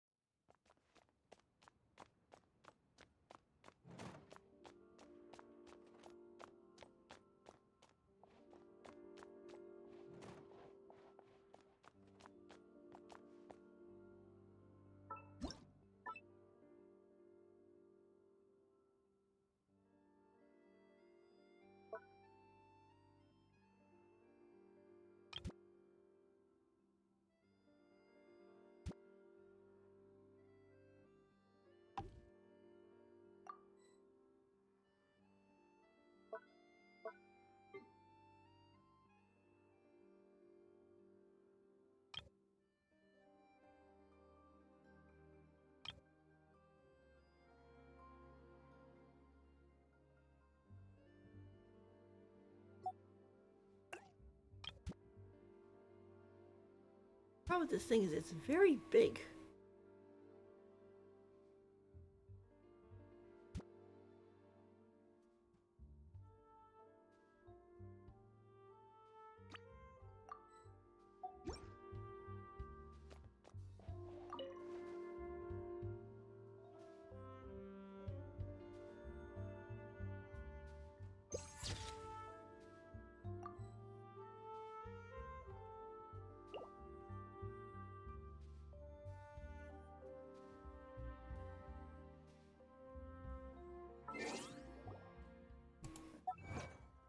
What'd she get? I know we got like 3 or 2 when we were fighting her. After the feast, reach the other side of the moon of the blood red banquet with the baleful moon as your witness. So basically survive the fight, I guess. Unleash 4 scarlet night tides in a single battle against the knave. Oh, here's the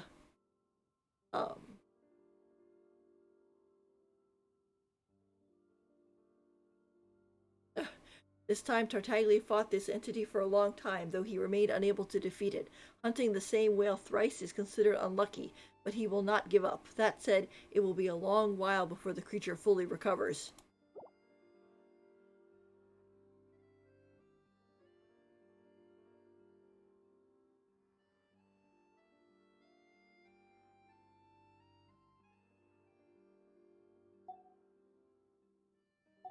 Alright. Well, we have been streaming for like 3 hours. And it was a good quest. And I think we're going to wrap it up tonight. I plan on hopefully streaming Honkai Star Rail's special program tomorrow. But since it's now 11 o'clock, going on 11:30, I might be asleep. And if I am, I will just wake up and stream it. Because I'm sure they'll have it on YouTube and stuff like that. So, all right. Well, thank you so much for everybody who came and who maybe lurked and checked out the stream. If you're watching this on YouTube, please feel free to follow me on Twitch. I also have a Discord server and a Twitter account to follow if you'd like to. You can find them on those links on my main page. And I hope you all have a great night and a great weekend. Okay, I'll see you later then. Bye!